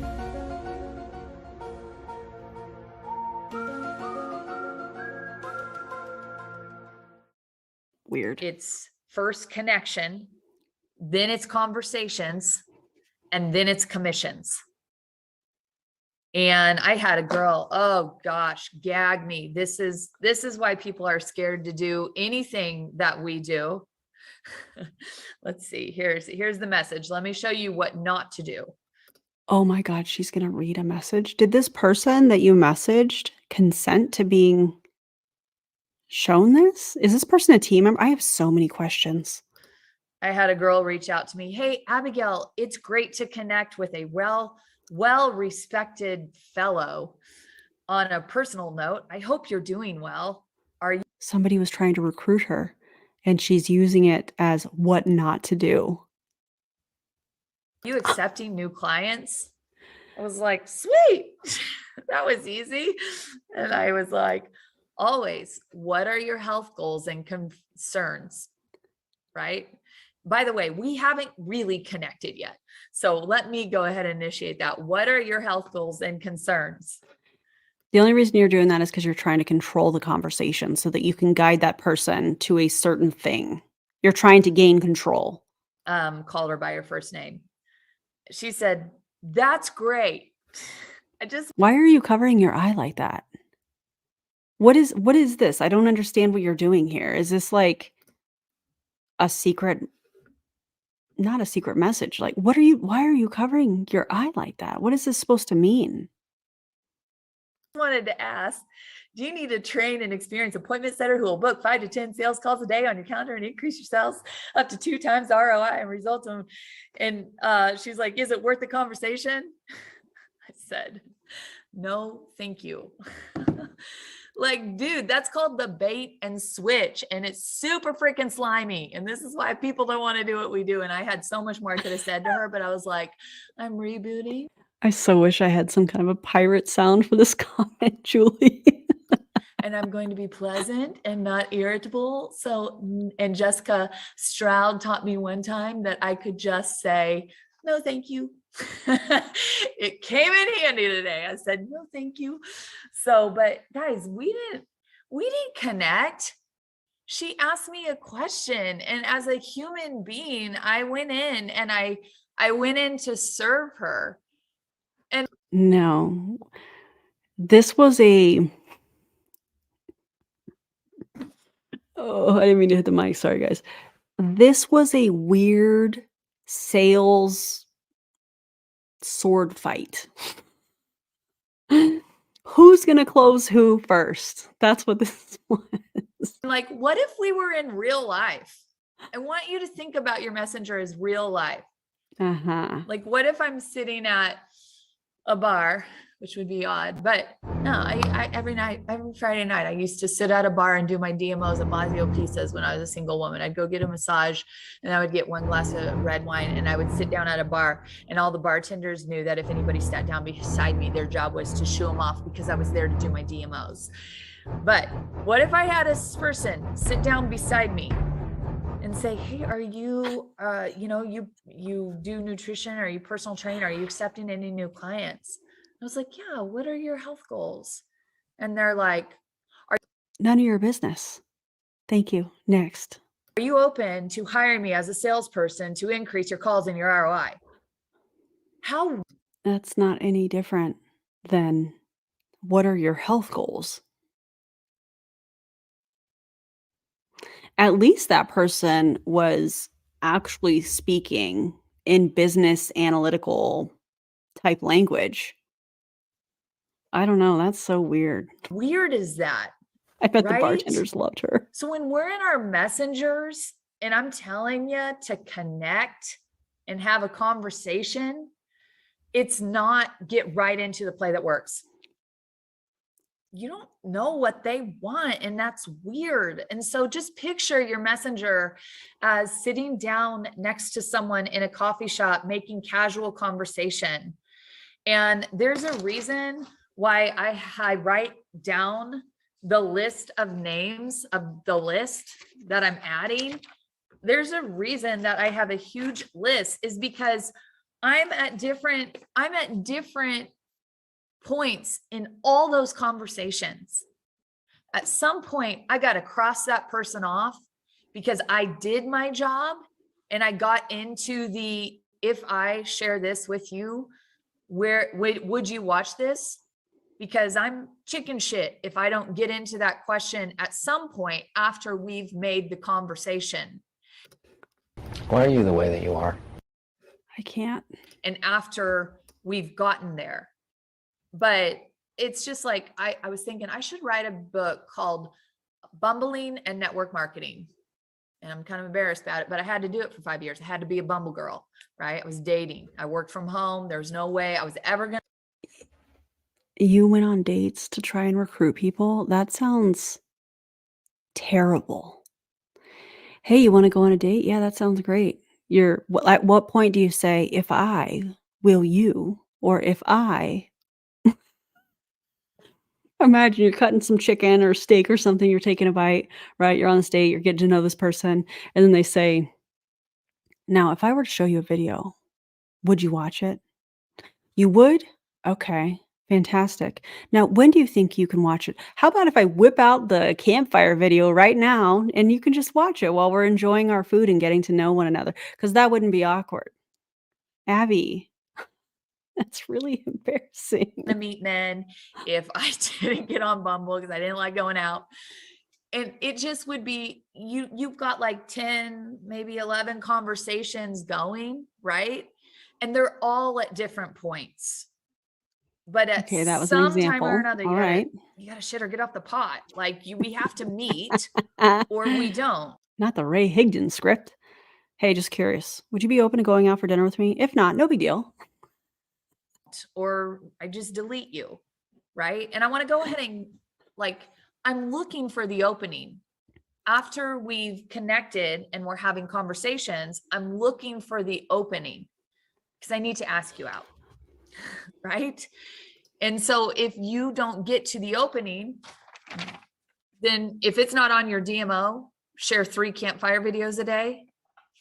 Do you think you're going to be looking for the opening? Because my minimum is to share 3 campfire videos a day. So out of these, I thought you wanted people to do plus 1. So aren't you supposed to do 4? And then when you get 4, are you supposed to do 1 more? Like, where does this stop? You know? Plus 1. Okay, where does this end? Oh, I got 28 people to watch the campfire video. That Russell Brunson, by the way, did you guys know Russell Brunson is the one that is narrating that video? Did y'all know that? Like the ClickFunnels guy? Did you know that? 50 conversations. Wild. Allegedly, he has had in the past a position at Pruvit. Isn't that fascinating? That I'm having with people. Am I getting into that? And that holds me accountable Karina. because I could so easily shy away from that. But that's not my goals for this business or my life working this company. I'm going to take a break here for a second because this comment right here from Karina made me think of P. Diddy. Are y'all seeing what's going on with P. Diddy? Are y'all seeing the lawsuits that are coming out? Let me know in the comments if you're seeing it, because expose them all. And so that's why I'm saying you are always adding. Also, open up Kim Porter's case. Open up Heavy D's case and their mysterious deaths. Open up all of it. Investigate it all. Expose them all. That's just my opinion. Adding to your list. Your goal is to make a stranger, a friend, to a family member. Because I consider like my teammates, my family members. Like we're living life together. We're doing the thing together. Wait, Emily D. Baker has been covering it? Oh my God, I have so many videos to watch. I had no idea. I'm going to have to go watch those. Thank you, Charlene, for telling me that. I'm going to add that to my watch later list. That is so long right now. It's ridiculous. Together. And so, you know, everyone is a stranger until you turn them into a friend. So are you sitting down next to somebody? If you're working the social media aspect, are you sitting down next to somebody and finding the connection? Now, I don't like to work the social media angle. I think those who are closest to me know that. And if you look at my calendar, since I've started my DMOs, I literally have, like tomorrow I have 2 Zooms and. Are you getting paid for those Zooms? Oh, you're not? Cool. 1 meetup. Oh, I just had another Zoom with Christy. Yes, you're on there too. So 3 Zooms, 2 meetups. I have 2 meetups tomorrow. Refer to my comments earlier in this video on busy work and chaos, because that's what this is that she's referring to right now. Because I've made that connection.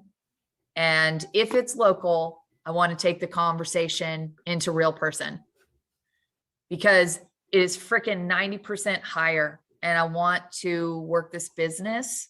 What is 90% higher? Are you talking about the closing ratio? 90% higher?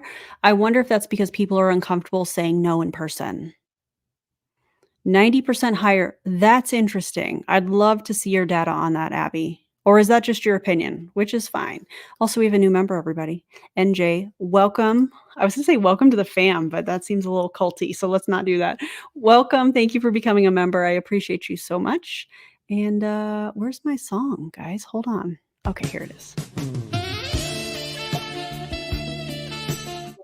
Jay, I appreciate you becoming a member.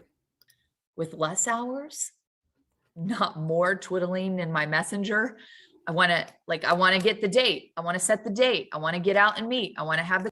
Okay, but that's going to take more time than sending a few messages in social media messenger. So the fact that she's trying to make it seem like, you know, it takes less time. It doesn't, though. That's weird. Just say you're not good at social media, which is fine. There's nothing wrong with that. Coffee. Yesterday, I met a guy out for coffee that. Oh, Karina, that's so nice of you. Thank you so much. Gonna go put baby man to bed, but have a good rest of your stream. I'll be back for the replay. Oh, thanks, friend. I appreciate you. Have a good evening, and thanks for the super chat. It's really kind of you. Is in the firearms industry who I used to work with. And last week, I literally was like, I don't know why you don't do what I do. And he was like, we've never really talked about what you do. And he was like, but what I'm doing now, he was like, I'm missing my kids on the weekends. And I'm like, would you want to meet with me next week? And he was like, sure. Yeah, because then you can be in the same household as your kids, but be connected to your phone or on a Zoom and ignore them. But you'll be in the same house. So that makes it different, you know? Open. And I said, great, read this book before we meet. And I sent him GoPro. I'm qualifying him. I gave him homework. I checked in with him a day before. Qualifying him just means I'm going to give him some steps. Let's see if he does it. And he had not started the book yet. And I said, on your way driving to meet me, please read chapter 1. Right. And so because I'm a professional and I'm setting myself up to have success in that conversation, I'm positioning myself. Think, like, would you like to meet with me? Here, before you meet with me, I want you to do this. I'm taking that authority because I'm confident in my business, and I'm very confident in my industry. I feel like I should do a dramatic reading of GoPro because I know I have that book somewhere. Maybe. That book is so ridiculous. The irony of Eric Worre trying to teach people how to recruit when he hasn't recruited in how many years? Why do you guys I know you guys know this. Let me not say it that way. In my opinion, the only reason he has the mastermind is so that he can collect ideas from people that are attempting to recruit, that are currently, quote unquote, building in multi-level marketing, so that he can present that as part of his courses. Because what happens at his masterminds, people stand up and they give their best tips. Give us your best stuff. Yeah, I've seen it with my own eyes at his house. Yeah, give us your best stuff. And then they give their best tips, and it's just them talking in circles. And if there's one little bit of, oh, that's a good idea, whether it's like a social media tactic or something like that, or a tracking something or other, yeah, he takes that and has them speak, or he teaches he turns it into a course, is essentially, yeah. And people pay for it. People pay to be a part of his mastermind where ideas are shared. He presents it in a way like we share ideas. And it's really, in my opinion, a way for him to collect information so that he can create courses or speak about it on stage and make more money. People are paying for that. And I don't think I ever would have heard his objections had we not been person to person, because I couldn't have seen his awkward body language at one point. I could tell he got a little bit. That should have been a sign that maybe you're making him uncomfortable. That should have been a sign that, hey, this doesn't feel, this feels kind of awkward. Doesn't feel right. You know, I don't know. What she just said makes me extremely uncomfortable. I wouldn't know what his objections were unless I could see his awkward body language. And I was like, tell me about that. And he was like, isn't what you do, he was like, I was a cop. And I just remember people were always he was like, at the place I worked, they were always hosting meetings. They were always just trying to get me in there. He was like, I didn't even know what their product was. They just wanted me to sell something for them. And that was the experience of the past that he had with network marketing. And his experience with you, not any different, Abby, because you're not doing anything different. Maybe your words are a little bit different, but the methods and the tactics are the same. So they were just trying to get me to sell something for them to make them money. Them. Right? That's what you're doing, Abby. I see a commission in my mind. If I get you on ketones, if I get past your barriers of being sold something and I get you on ketones, I've just served you. That's my mindset. But you're earning a commission for selling a product. So you can reframe it however you want, however in your mind, however you want. There it is. It's still the same predatory practices. You can say to yourself, I'm not selling, I'm sharing. At the end of the day, you're selling somebody a product. You can sit here and say, this is in multi-level marketing, this is social retail, this is social selling, this is whatever. But at the end of the day, they're the same thing. You can reframe it in your mind however you want to justify you participating in a scam that is hurting people. Yeah, I know that hurts, Abby. Yeah, but it's still the same scam. It's still the same business model. It's still the same predatory tactics. You're just reframing it so that you feel better about participating in it. I just bought you. I brought you unbelievable value to your life. because I know all the stories and testimonies and Uh-huh. lives that have been changed because Why don't you tell the stories about how people have had a very different experience drinking Keto Nat versus Keto Max? Why don't you tell the stories and the experiences of people that have been a part of your downline, that have been a part of Katie Rollins' downline, that have been a part of Sylvia's downline, that have been a part of pick any leader within it, prove it, within any multi-level marketing company? Why don't you tell those stories? Why don't you explain why people that are speaking out and saying they had an adverse reaction to drinking ketones, or they didn't like how they were treated when they were a part of the company, when they joined the team? Why don't you tell those stories? Oh, because those are haters, right? That's negativity. Come on. it's my career. So I'm very confident that if I can lead with value and education and get you open enough to take a 10-day trial, I didn't sell you something. I You don't did, though. need the $20 off that, or what, 15. Yes, I don't even. you actually do, Abby. Let me tell you why you need somebody to buy that 10-day trial. Because your whole thing, and when I say you, I mean a distributor in Pruvit, a promoter, if you will. Your whole thing is just get ketones in their body, which is an overpriced energy drink, in my opinion. And when you get somebody or give somebody an energy drink, they're going to feel better. In most cases, they're going to have more energy. They're going to feel like they want to do more, you know, so they're going to feel better.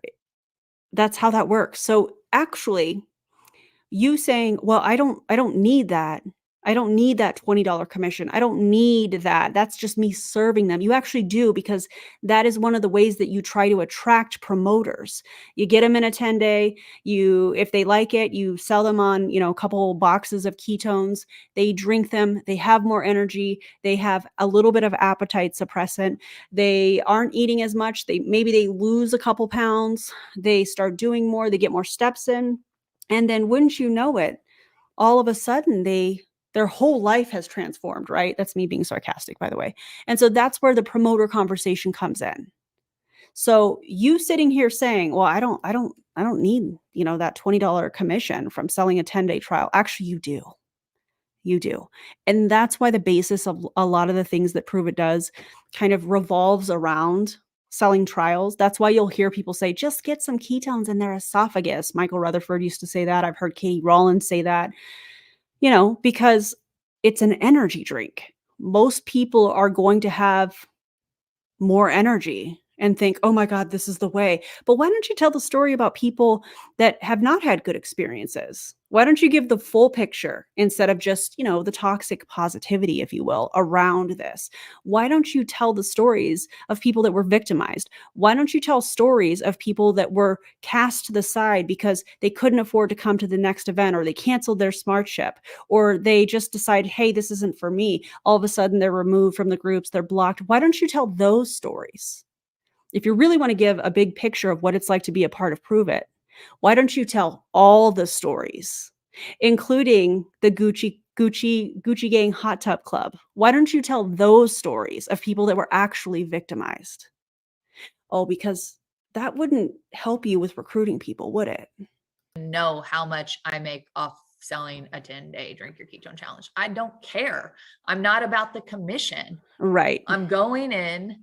If you're not about the commission, show us the difference between the money that you make off of the selling of ketones or Prove It products as a whole, and show us the difference in the money that you make from your team. If you're not about the commission, show us. With what I think will be of value to you. And I work a little hard at it. And if you don't want to, I just move on and you'll come back around probably. But that's how he felt. He was being approached to just sell something. Well, what is he selling? He didn't know, but they didn't know him. They didn't connect in with him. And I just said, to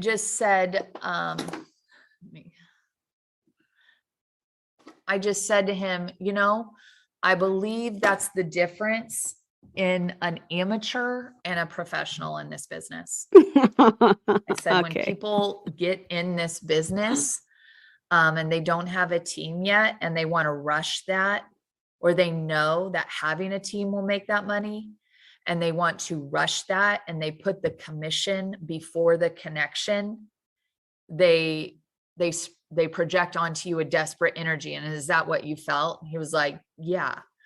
And I said, well, honestly, I asked you to come meet me for coffee today without having ever tried the product, which, by the way, I wouldn't let you join my business until you try the product. But I see in you Right. transferable skills. I see you work. Yes. Transferable skills. Let's talk about that. What does that mean? Hey, listen, if you can negotiate with your kids to eat their vegetables, then you should be able to negotiate with somebody when they have objections. It's the same thing. Come on. Working in a job and using all the skills that I would love to have in a teammate in the industry that I'm in, which could pay you Teammate makes it sound like they're linking arms, as they say, right? We're going to link arms. We're going to do this together. Well, that's not exactly the shape of a pyramid now, is it, Abby? You're linking arms with people, but you're the one making the money off of everybody in your downline. So how exactly is that a teammate? Like, let's just think about that for a second, you know? 4-5 times more and free you up to make choices whether you want to be with your kids on the weekends or not. I said that's the skills you have. Now we can talk about, that's why I had Hey, you Tish. read GoPro, is because I can talk to you now about what the job looks like and the industry looks like. And you're using GoPro as a source. What year was that book even written? That's like saying, hey, I'm going to use Think and Grow Rich as a source for whatever. When was that book written? You know what I'm saying? Like, what? Oh, I can't. Because I knew his pain point. We talked about matching the hatch. You knew his pain point. I'm sorry to be pressing pause, but right there, I knew his pain point, so I knew which button to press to manipulate him to get him to do what I wanted him to do, which was join as a promoter probably. Come on. She's referring to like a coffee meetup where she was having a conversation with this guy that was a police officer and basically using the fact that I think he worked on the weekends or something. He was like, I'm missing the weekends with my kids. She was like, manipulating him in that. I said, I'm going to leave this meeting now and I'm going to 10 years ago. Okay, let me just pause this. I'm sorry, I'm pausing a lot. By the way, this is a commentary channel, so it's what I do, just in case anybody needs to know that. Rebecca says GoPro published 2013. That was 10 years ago, almost 11 years ago. That's insane. That's insane to me. I'm going to come follow up with you with things that we talked about today that I know you're interested in. So I'll be sending you a video on ketones and muscle, ketones and fat loss. And I'm also going to send you a couple videos of people who have come into this industry and had massive success that are very much like you and were tired of a boss, a 9-to-5. And that is why they have, I can't remember what their videos were called. They have these specific videos of top leaders, people that have had success within Pruvit that have like a really emotionally charged story. And they have them come and it's like a black background and they sit in a white couch. That already sounds culty as I'm explaining it to you guys. And they tell their story about how they've overcome, trials and tribulations. And it's all because of ketones and because of Pruvit. Inspire On. That's what it's called. If you look on YouTube, you can find them. They're called Inspire On. And it's something that Pruvit would do, and they would highlight specific people because of, in my opinion, pain points that they have experienced in their life and how ketones changed it all. Life-changing stuff here, guys. And I bet you that's some of the videos that she is probably going to send to this guy or sent to this guy.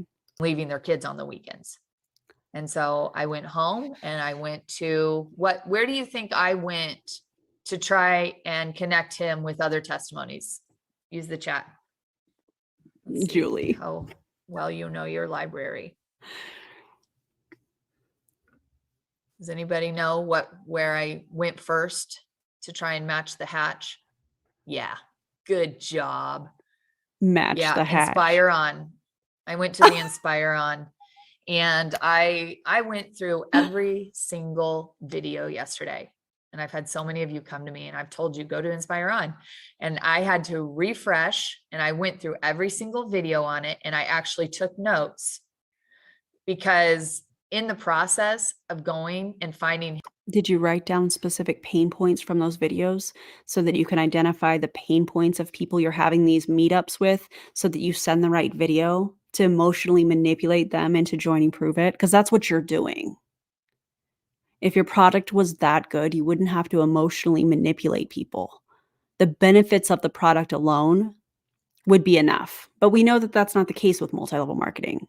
him the perfect video, I sent out 5 other people an Inspire Wow. On video. Crazy. If you'll just sit there and watch stories, it will spark who this reminds you of.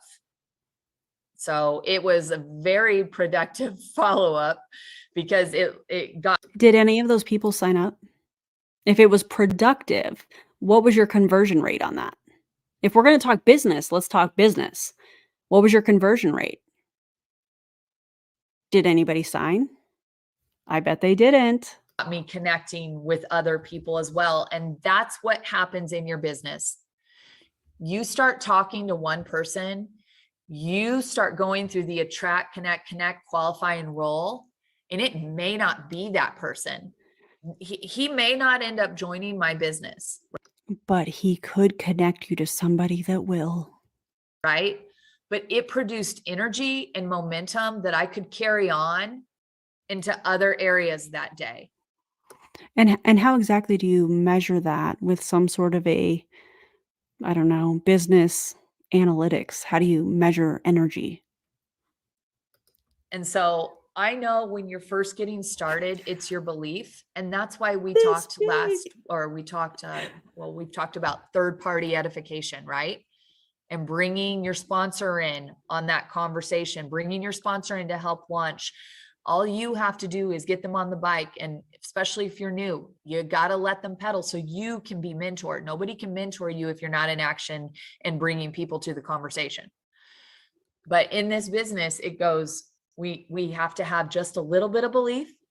We have to take a whole lot of action, and that will give you experience, which will then give you confidence. I'm really confident in anybody you bring me or any situation I'm in, because I've been here for 8 years. I borrowed Brian Underwood's belief. I took a whole lot of action. I wouldn't borrow anything from Brian, honestly. I'm just going to click play. And then I became experienced and then very confident. And now I have like the highest level of belief that you can do this.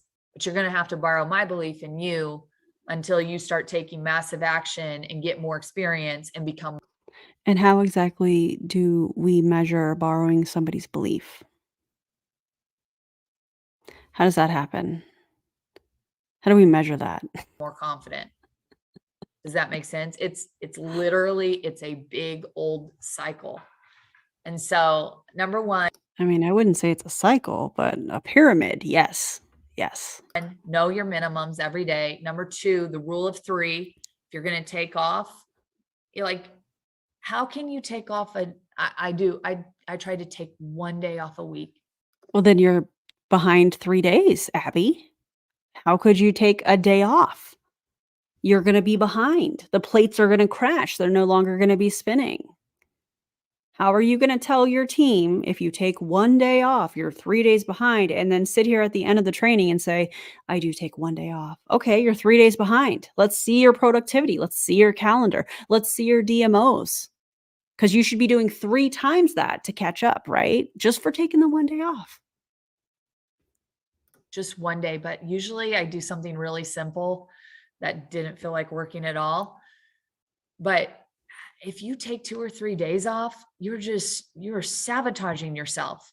You are constantly feeling like you have to push a big old truck up the hill. Guys, I know because I've done it. I mean, I remember this struggling with depression and hate. Let's not. Let's not do this, Abby. Let's not go here. Eating everything and didn't want to work with people, didn't want to work in my life, and just wash my hands of it all. And it took forever to get the car back up the hill again. You want to just carry that momentum. And then number 3, continue to just grow your list every day. So when you open up your DMOs to work, you're not like, how can I show the campfire video if I'm not in any conversations? How can I see who would want to meet me on a Zoom to talk about them doing what I do if I haven't got a bunch of people having, ketones, or if I haven't been looking on my network for people who I think would be good, because my mind hasn't been on it, because I haven't been sitting down doing a DMO and actually working my business. I don't even go to an office, but I want to get paid 6 figures income. Like, do you understand? Yeah, and that the 6 figures income.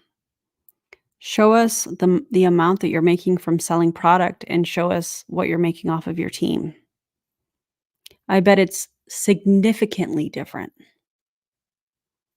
I bet you're making a little tiny bit of money off of selling the product in comparison to what you're making off of people that are barely treading water. Just trying to keep their smart ship going and trying to trust the process, borrowing your belief, trying to link arms with you. You're sitting here bragging about making 6 figures while those people are damn near drowning.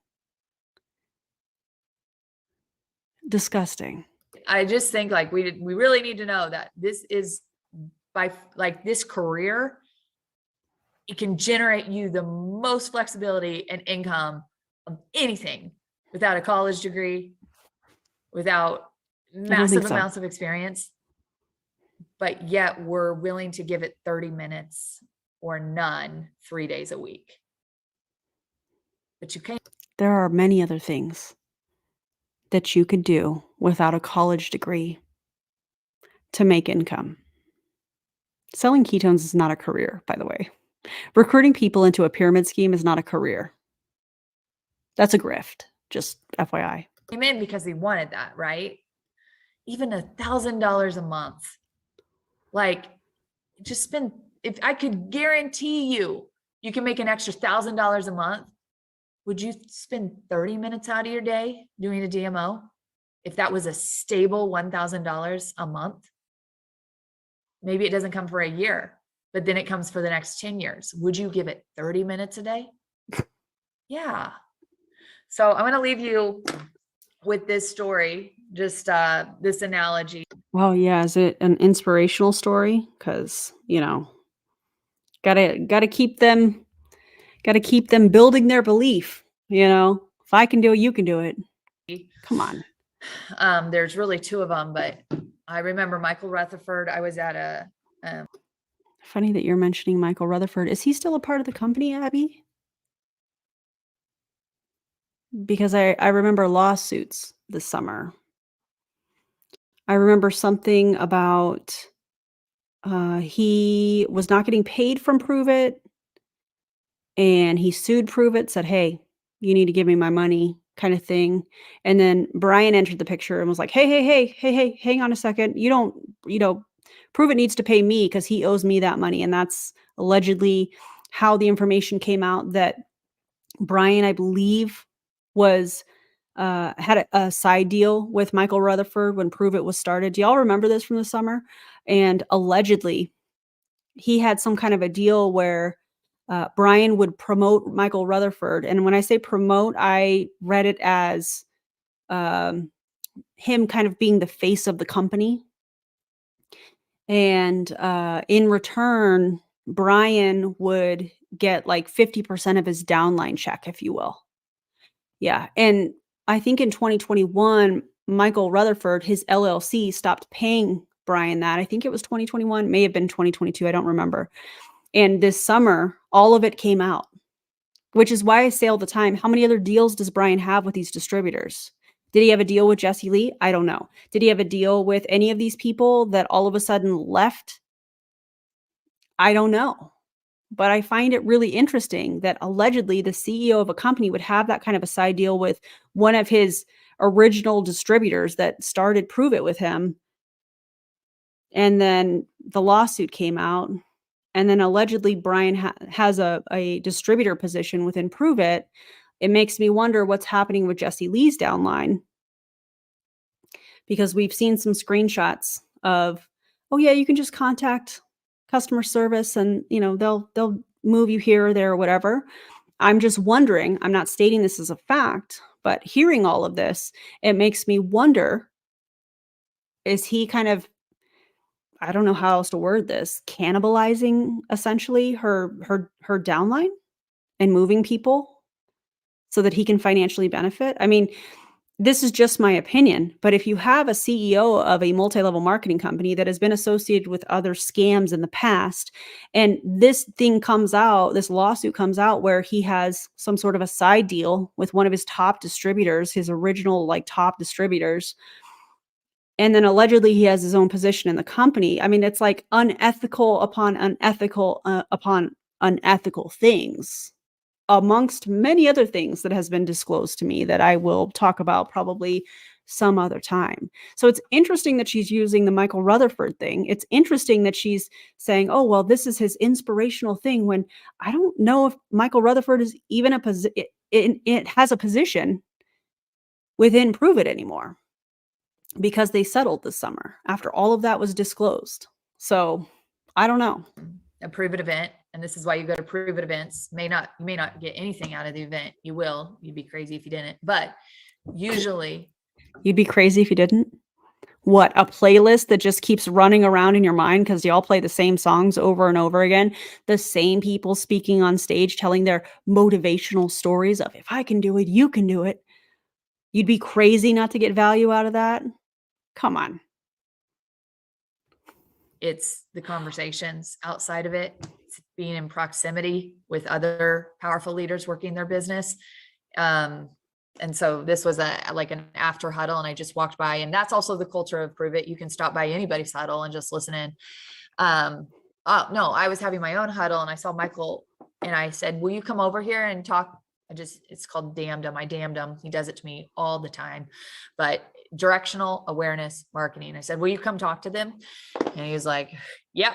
And so he gets all his energy up, and he was like, he wanted to talk about recruiting, because we don't build this business without having promoter conversations. Right. And so he talked about being in a creek when he was young and fishing for crawdads. And you just go through the creek and you would turn over all the rocks.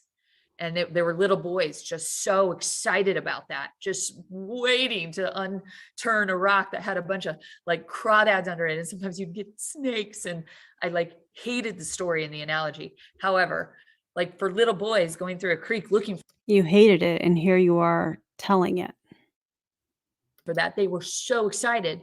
And Michael was like, we would do it all day. We would do it till we found it, because that explosion of turning over the right rock was absolutely freaking amazing at that age. Oh my God. He was like, and that's how your business is. He's like, everybody can be on ketones, and you got to do your DMO.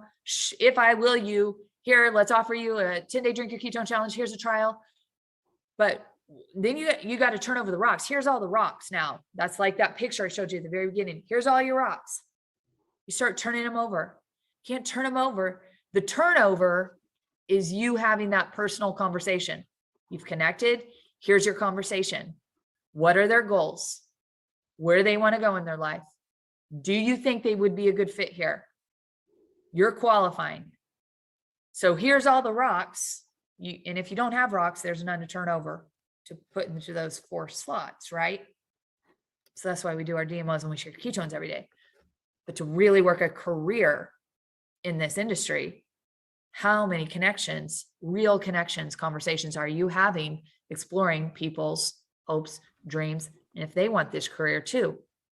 Because you'll turn over a bunch of rocks in the process of having those connections, but then you're going to find that one that just goes, right? Could be 1 in 5, could be 1 in 10, could be 1 in 50. But if I could guarantee you, you could make, if you turned over one rock and you could make at the very lowest end an extra $10,000 a month, it's not going to happen until your second year here. Abby, your income disclosure statement does not back that up at all. I don't think that you can say that. Would you keep turning over rocks consistently every day?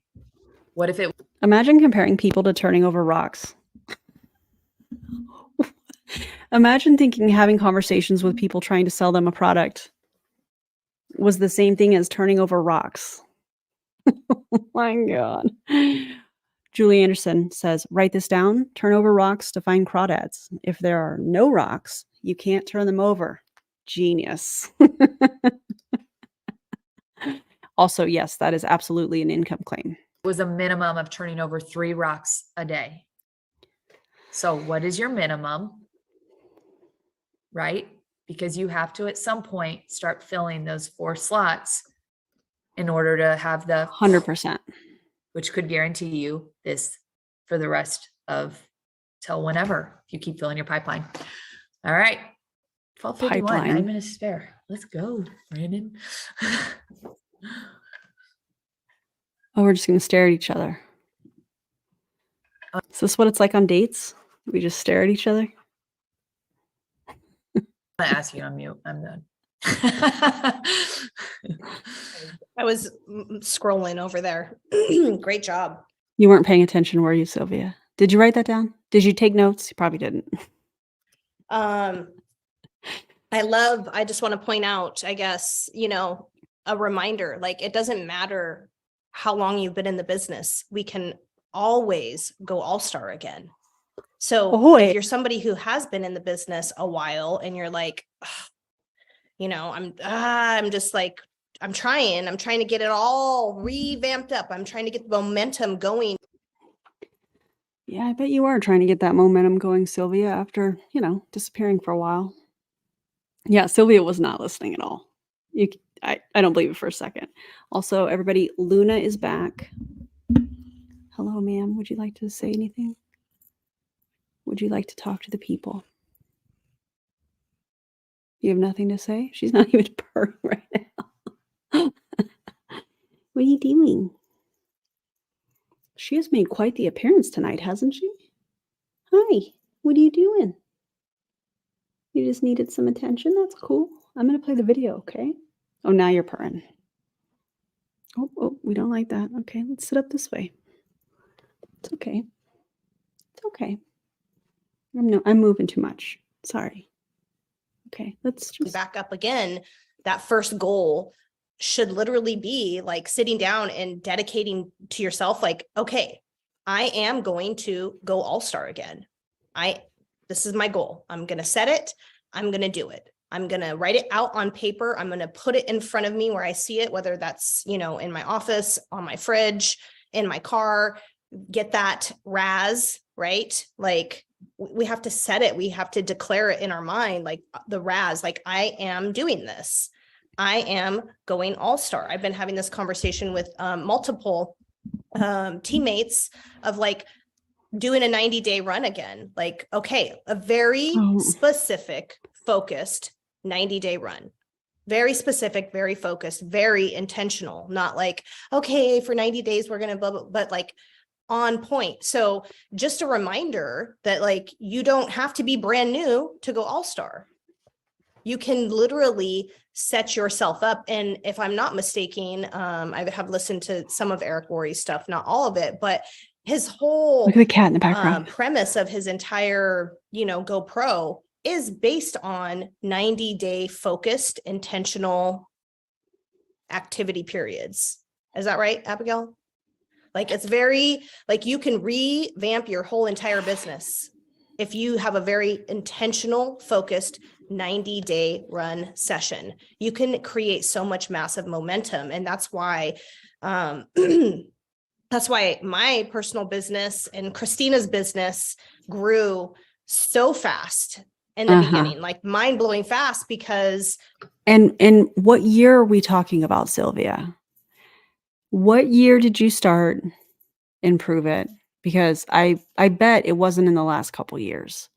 I bet it was somewhere around 2016, 2017, where nobody really knew about Pruvit. It was still kind of a new thing.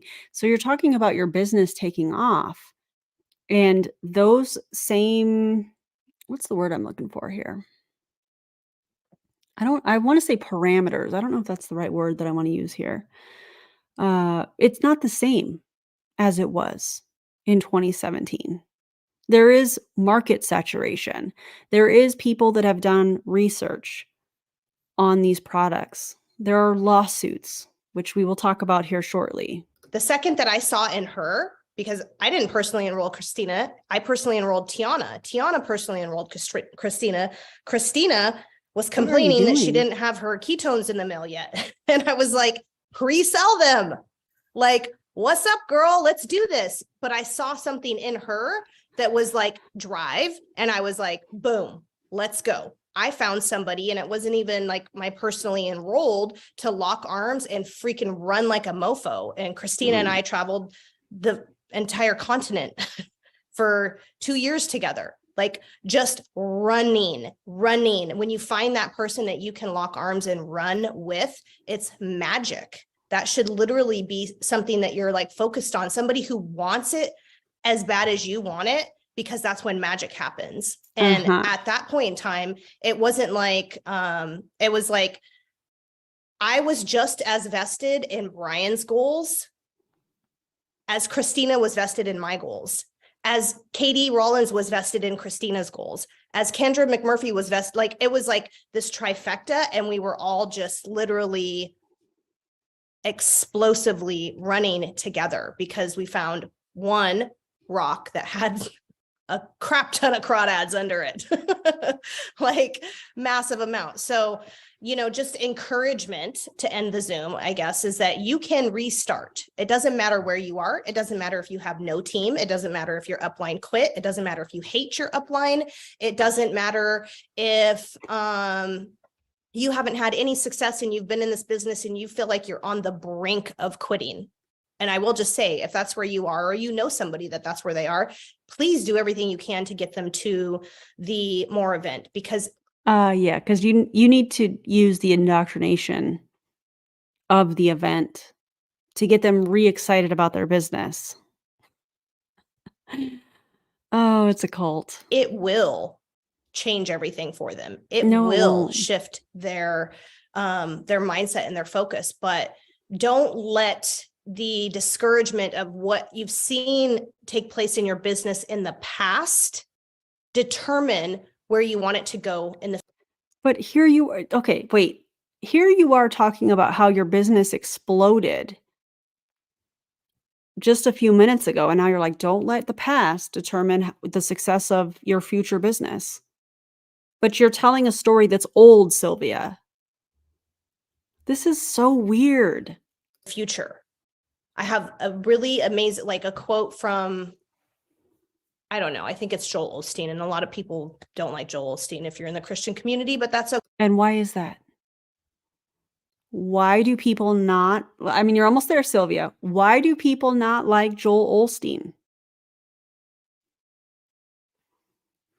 Come on. Okay, I do I like some of his stuff. So the quote is, the greatest things that have happened are not in your yesterday. They're in your future. So if you find yourself feeling frustrated, if you find yourself, Well, then stop talking about what you did in the past. In what, 2017? What are you doing today? What have you done this year, Sylvia?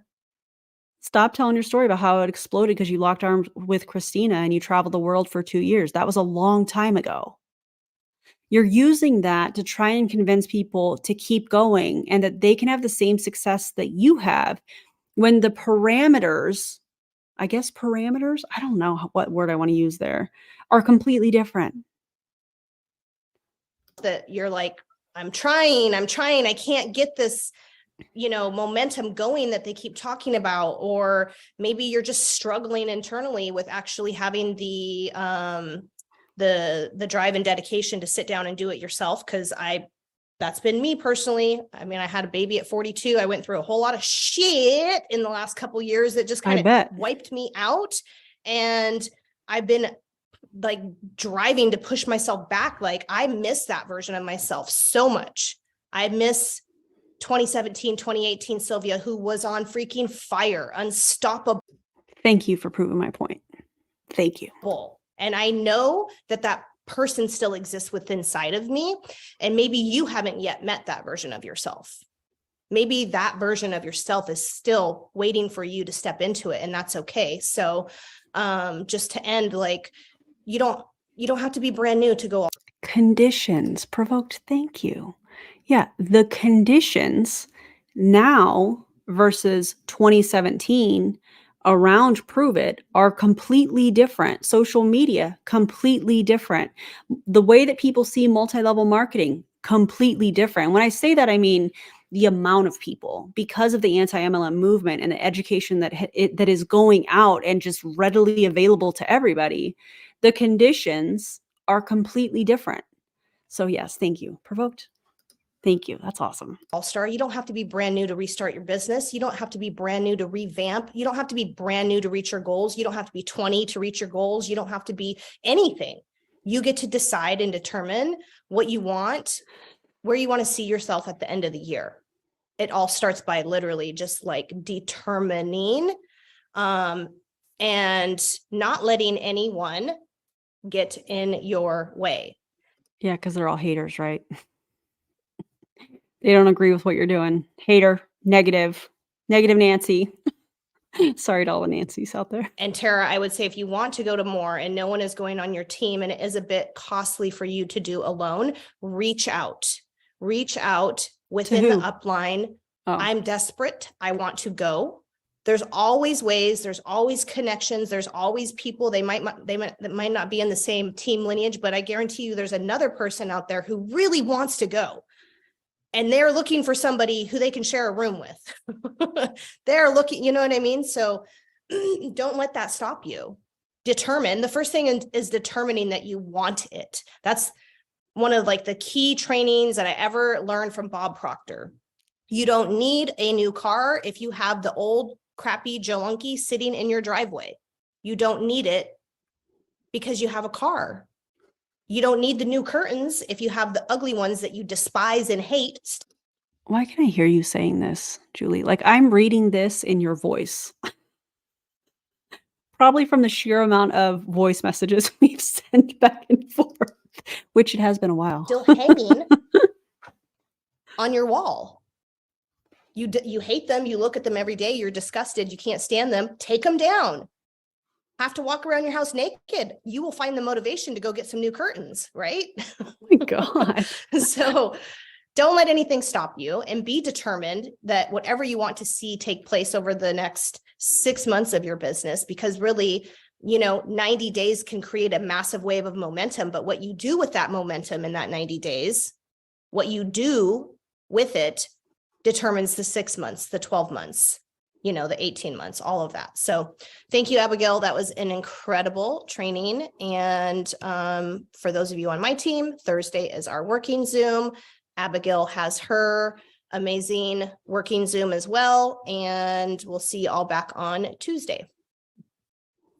And that's the end of that. Thank goodness we made it through. I knew this would be a long video because that video was very long.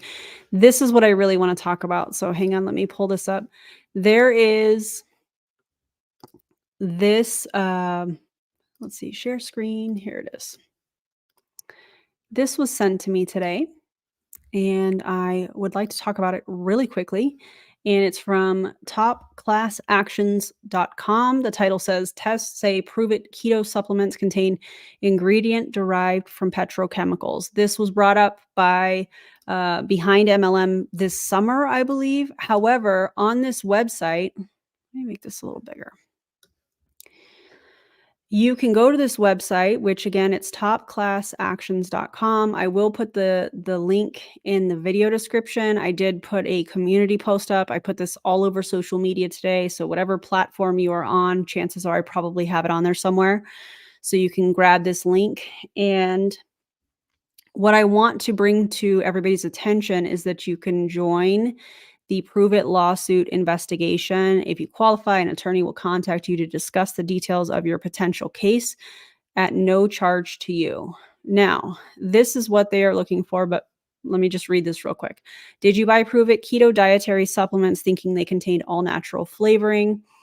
Consumers say they were misled. Consumers increasingly insist on knowing exactly what is in food supplements they buy. For many, the key to a purchase is that it contains only natural ingredients. Whether or not they follow a ketogenic diet, consumers may have reached for Pruvit keto supplements because they were labeled no artificial flavors.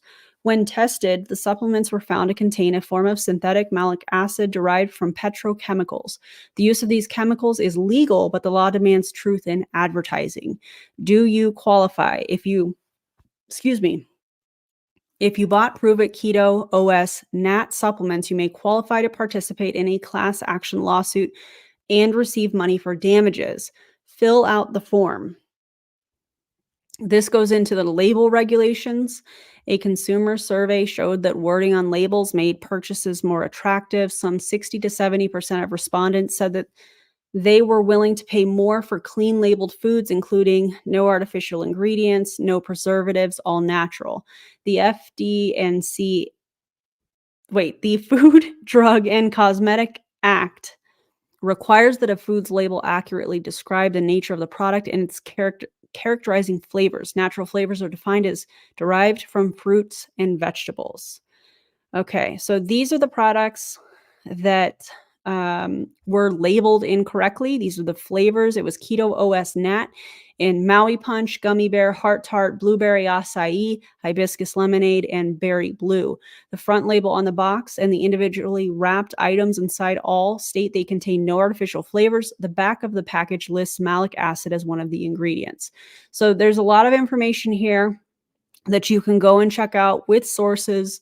And if you took any of these products and you'd like to see if you could get involved with this class action lawsuit, if you go to the link, you put in your information, and what'll happen is it sounds like if you qualify, an attorney will contact you and talk to you about what needs to happen and all of that stuff. So I wanted to use my platform to show this. I want to, if anybody wants to participate in this, go and fill it out, and feel free to share.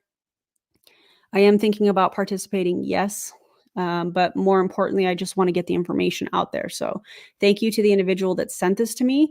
I appreciate you so much. And if you took any of those products and you'd like to participate, go to the link and fill it out and see if you qualify. Okay. Update. I did add another person. Many of you know I've been. Let me back up. I have been putting a list together, and what I'm about to say is not me saying that I'm going to talk about cancer. I'm not saying that drinking ketones caused these people to have cancer. That's not what I'm saying. What I am saying is at the beginning of this year, I started to notice that there were people that I was associated with that drank ketones that had cancer in the past, currently was going through cancer. And at some point I felt like I needed to write these names down, the type of cancer, that kind of thing. And I added another person today to that list, which is really scary.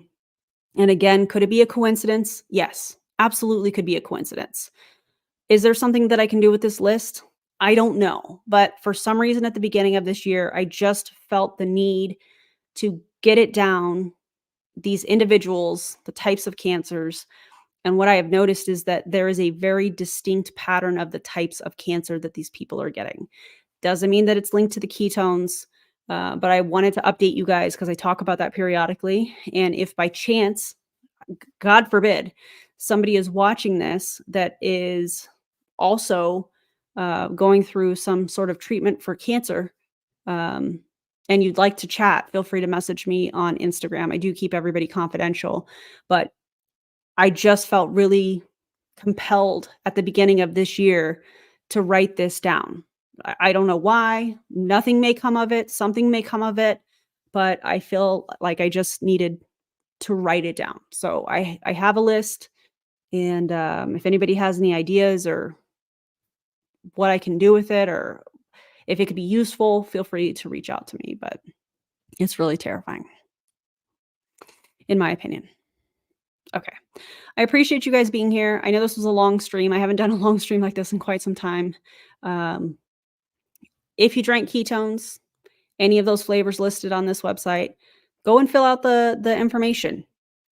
Get a free consultation with a lawyer and see if you can participate in the class action lawsuit. Feel free to share that. If you feel like there's people in your life that drank ketones, you're like, hey, check this out. You know, and yeah. I appreciate you guys so much, and I'll see you on the next video. Bye, everybody.